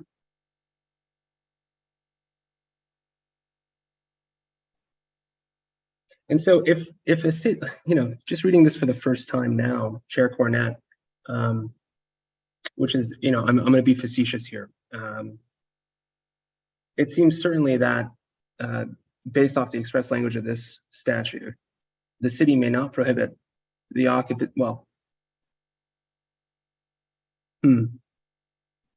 if we can't place any limit on the length of occupancy, then what are we here tonight talking about, Mr. Williams? Because we want buy-in from the city. We want to know that we're not in an uphill battle. We want to work collaboratively with everyone in the community. We want it to be for sure. I'm certainly not here to oppose you nor advocate for anything else. I'm just trying to do right by the city's interests, and the city's interests are always well served when we follow applicable law. And so it tends to be that the city's land use and development ordinance is applicable law. And this, again, this is a matter of first impression for me. And so it would be something that I would like to look into a little bit further. Just my opinion, but, on first glance, this statute does seem to suggest it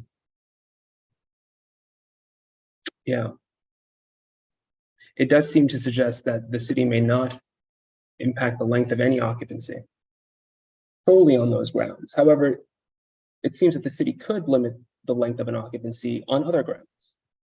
And so if there are any other grounds that the commission might want to think about to limit the length of a stay here, that doesn't appear to contradict 197 at all. In fact, that's probably what the caveat is. It's that we can't limit this as a city.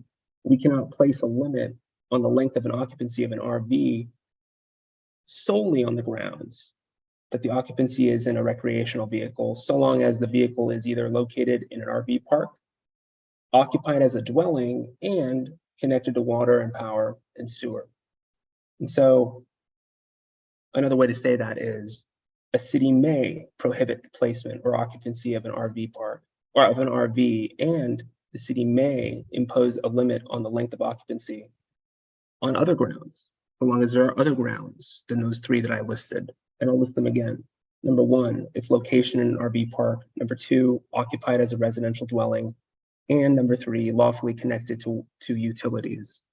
And so if there's any other reason that the commission would like to consider for why they would like to limit the length of a stay here, that does not appear to contradict Oregon law, and it would be consistent with the terms of 10.12.060, which prohibits permanent residencies.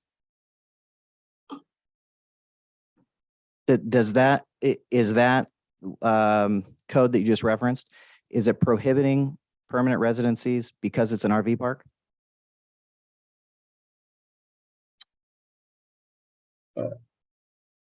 It doesn't say with any specificity why, it just prohibits them. I mean, you'd have to go back and take a look at the staff report that was used in the adoption of this ordinance. Again, something I would do were this hearing to be continued to a later date. Would it be reasonable, in lieu of waiting until the next meeting, would it be reasonable to come up with a conclusion prior to that, prior to Monday for some reason? Would that give you ample time to consider it and discuss with the commissioners here? Oh, sure. I mean, I could do that, but I can't discuss it with them unless it's in an open meeting. Yeah, In we which had to case call a we'd have special to- meeting within the next 2 business days. Actually, prior to the next 2 business days, because your due diligence would end at 5 p.m. Yeah. Okay. So, Chair Cornett, so long as you place a cap on the number of years, to me, that seems, this is my opinion for what it's worth.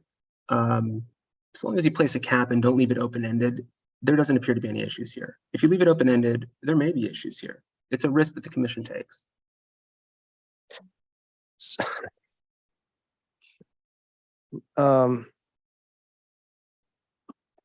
Question, could we potentially place a condition now, approve it in that way, you look further into it, like we put like a year cap on it, they come back with the site review, and at that point we receive further clarity and can determine whether or not to maintain that same condition at that point again? Well, at that point, the applicant has already bought the property under the pretenses that it is going to be used in a certain way, and we can't change that, but that's not. No, but I mean, like we say, like hypothetically, we say there's like a 20-year cap. People can't live there longer than 20 years. That's the whatever number we throw out there. And then when you're cool with that, you say, okay, 20 years, that's a significant amount of time. We still want to buy the property. They come back with their full site plan review. We learn that 20 years is actually not something that we need in order to remain legal and follow the law. Can we at that point say, let's scratch this condition moving forward? Okay. Chair Cornett, if the question is whether the commission can waive conditions of approval, that's an excellent question. I think So the answer to that is yes, more than likely. So we could say your intention is to have people live here long term. What's your idea of long term? So if I'm hearing you correctly, the assumption could be made that our intention is to have residencies between 30 days and 20 years. And then if the commission approved that, then during site plan review, you would have an opportunity to discuss, review, and confirm. And then we may want to adjust that within the site plan review. And you may say, no, we're sticking to the 20-year cap, or after further review, we understand that doesn't necessarily, the Oregon law umbrella doesn't allow us to do that. We're going to remove that and we grant that. So you could make that decision certainly in the site plan review. I think that would be a great compromise that allows us some confirmation of, moving forward. I think the most limiting definition of what a permanent stay is would be decided here tonight. And then it would only become increasingly more open-ended, for lack of a better term, later. Mm-hmm. So you're saying define the permanent stay here tonight, and then in site review or after further review with the attorney, you may adjust that or say, hey, we're not even allowed to do that. Correct? Is that what I'm hearing you say? That's what I'm saying. Well, I will tell you that the average tenancy in the parks that we've purchased have been around 16 years in the older parks that we've purchased. But we live in a different generation, and the newer generation, they don't stay that long. They're 4 to 6 years, especially in RVs. The RVs typically stay far less than manufactured homes. That's why you see 1976 pre-HUD homes, because they're very expensive to move and they fall apart on the highway. Whereas RVs, once they get older, they only last, 5-6 years, and then they move them out and we move a new one in, or newer one.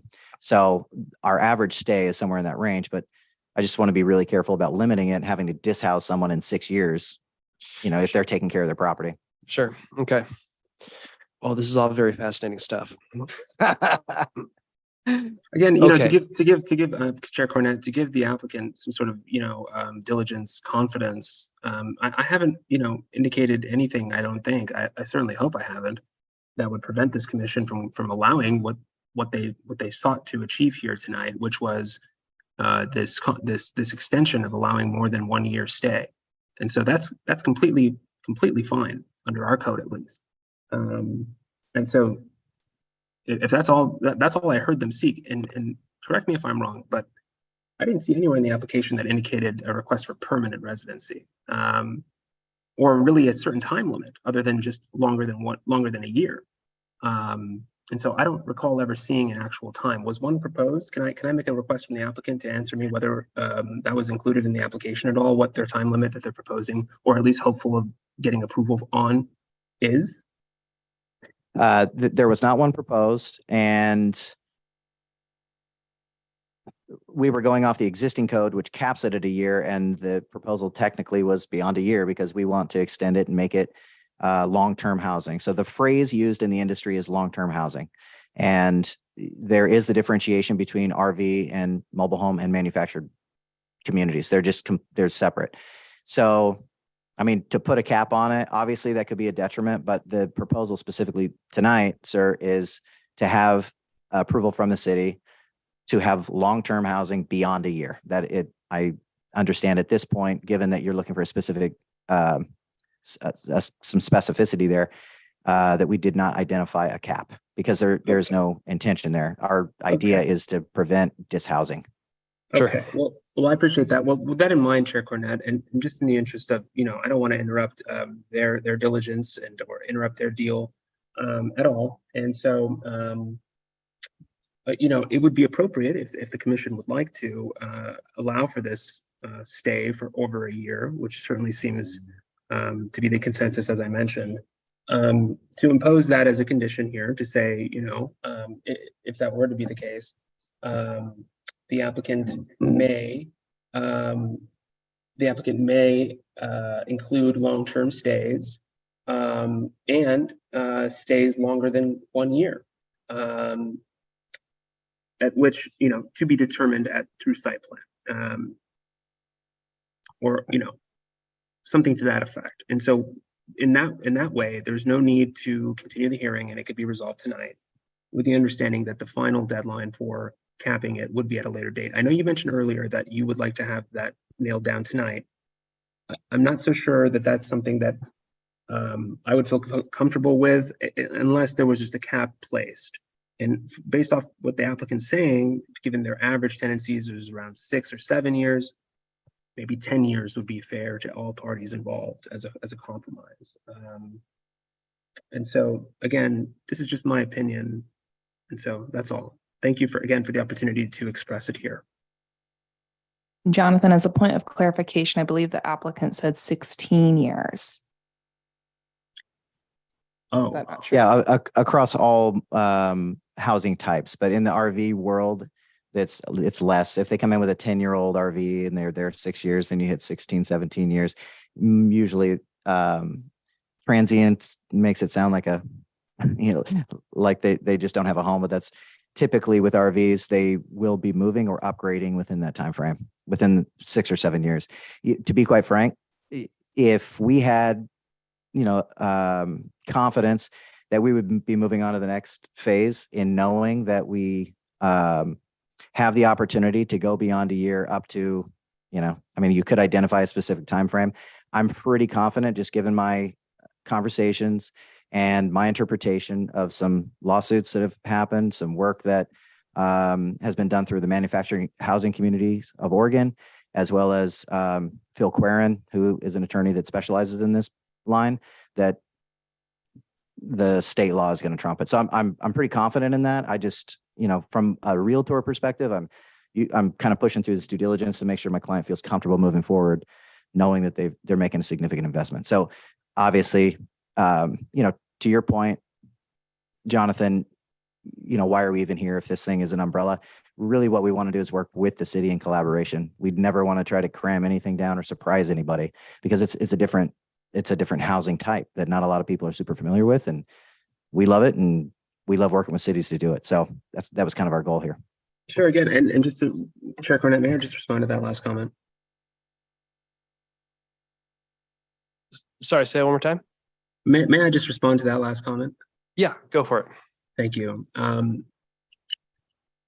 not sort of suggesting that our LUDO would trump state law, and in fact, that's not even the right way to think about that. In my opinion, I think that the statutes need to be read in harmony with one another, because that's exactly how the Land Use Board of Appeals would try to reconcile this situation. And so I try to base my legal opinion off of the ways that courts have established they would interpret law and laws, which is a big difference. And in this case, the two statutes can be read in harmony.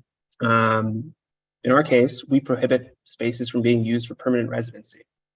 Under that statute, ORS 197-493, the city can't prohibit the permanent residency, it seems, or any limit on the length of an occupancy of an RV solely on the grounds that the occupancy isn't an RV. And so to the extent that the commission can articulate other reasons for why it would like to place a limit on the length of stay, it certainly seems to comport with this statute. There doesn't appear to be any contradictions or violations of the statute. And so that is absolutely the way to go. And so what are the overriding concerns here that the commission would like to consider? Get those in the record and make whatever decision you'd like. That's all. Okay, understood. Let's wrap this up. Does everyone feel like they have enough to go on here? Okay. Yeah. Yeah. Zoomer commissioners, you get? Okay. Yes. Okay. All right. Public hearing is now closed. Thank you. Okay. Are the commissioners ready to make a decision? Okay. May I please, the Commission Alternatives staff recommendations are on page 91 of your packet. If I could please get a motion for one of those and a second.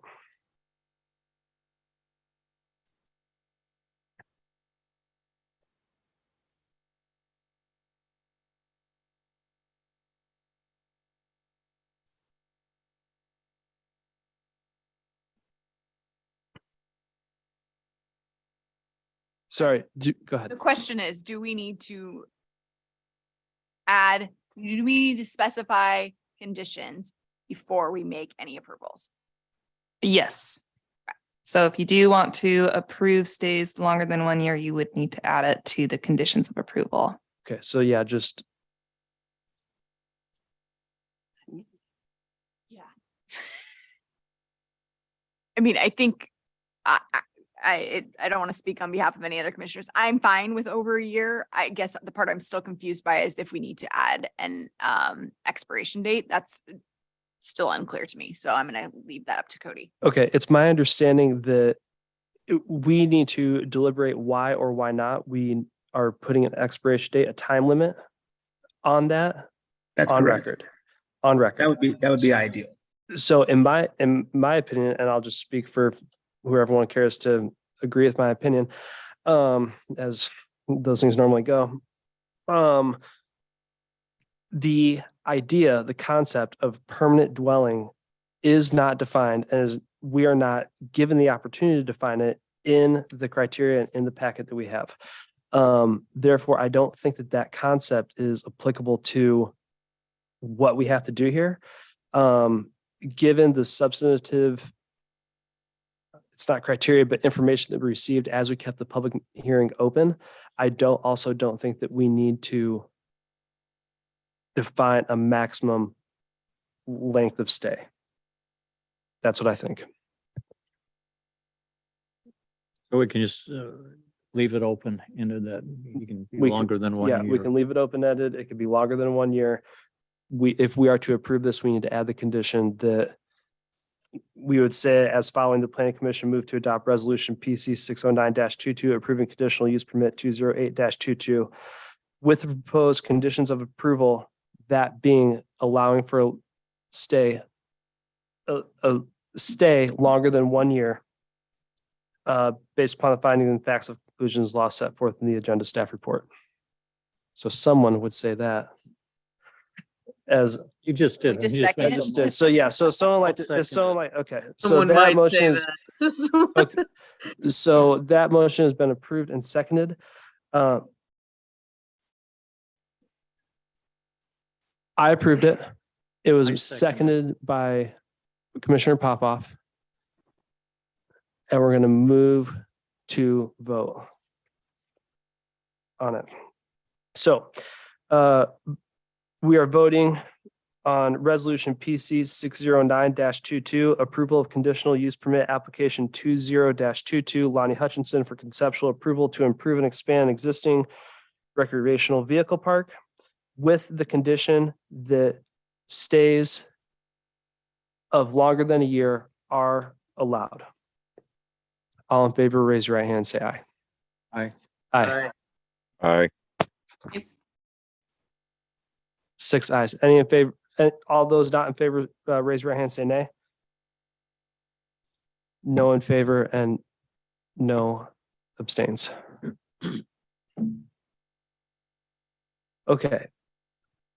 What an incredible. That was great. That was a great public hearing. We learned a lot. So we have, did we vote on resolution PC? Okay, so as amended. So we've done both. Okay, so now we're doing the resolutions. I apologize. And we need to do the resolution for the Heritage Way RV Park 2, correct? Correct. Okay, resolution PC 608-22, approval of conditional use permit application 201-21 BTR LLC for approval to site and construct a 24-unit recreational vehicle park. With the conditions previously stated, are you gonna, with amended conditions, are you gonna say those or are they just already in the record? They're in the record. Okay, with amended conditions. All in favor of resolution PC 608-22, raise your right hand, say aye. Aye. Aye. Aye. Jesus Christ. No, that's okay. I just have to go to the bathroom, getting impatient. It's my fault. It's my problem. Yeah. Okay, so I have made that motion. Would someone care to second it? I'll second it. Okay. Okay, now we're gonna vote. All in favor, raise your right hand, say aye. Aye. Aye. Aye. Okay, that's 6 ayes. All those not in favor say nay. No nays, no abstain. I motion to approve resolution PC 609-22, approval of conditional use permit application 208-22 Lonnie Hutchinson for conceptual approval to improve and expand existing recreational vehicle park with the amended condition that has been previously stated. May I please have a second? I'll second that one. All right, seconded by Commissioner Popoff. All in favor, raise your right hand, say aye. Aye. Aye. Aye. Aye. All not in favor, say nay. Okay, 6 ayes, no nays, no abstains. May I request that we allow for, that we just move staff projects, updates, commissioner comments, et cetera? Or we could say staff updates, staff updates, you could just say, we'll get to it next time if you want to. Yeah, we'll get to it next time. That Sounds works. good. Any Yeah. commissioner comments or questions? I do have one question. I heard earlier that there's been an announcement about the new development director. So Congratulations, Congratulations. Mr. Chandler. Thank you. Yeah. Yeah, I appreciate that. I took the full-time position last week. And so there's some additional, I'll save it to next time, but we are hiring we have a planning tech coming on next week. And then we have 3 positions currently posted, 3 new positions posted for our position. So we're very excited for the change, but appreciate it. Thank you. congratulations. Good job. And I'll just say, thank you, everyone. That was, I think, the longest meeting we've ever done. It wasn't? Update meeting. Oh, the code update was longer, but this is the one, everyone did a great job. We learned a lot. And thank you, of course, as always, for bearing with me as I stumble over the resolutions at the end of the meeting, which I always seem to forget. Meeting adjourned. Good night. Night.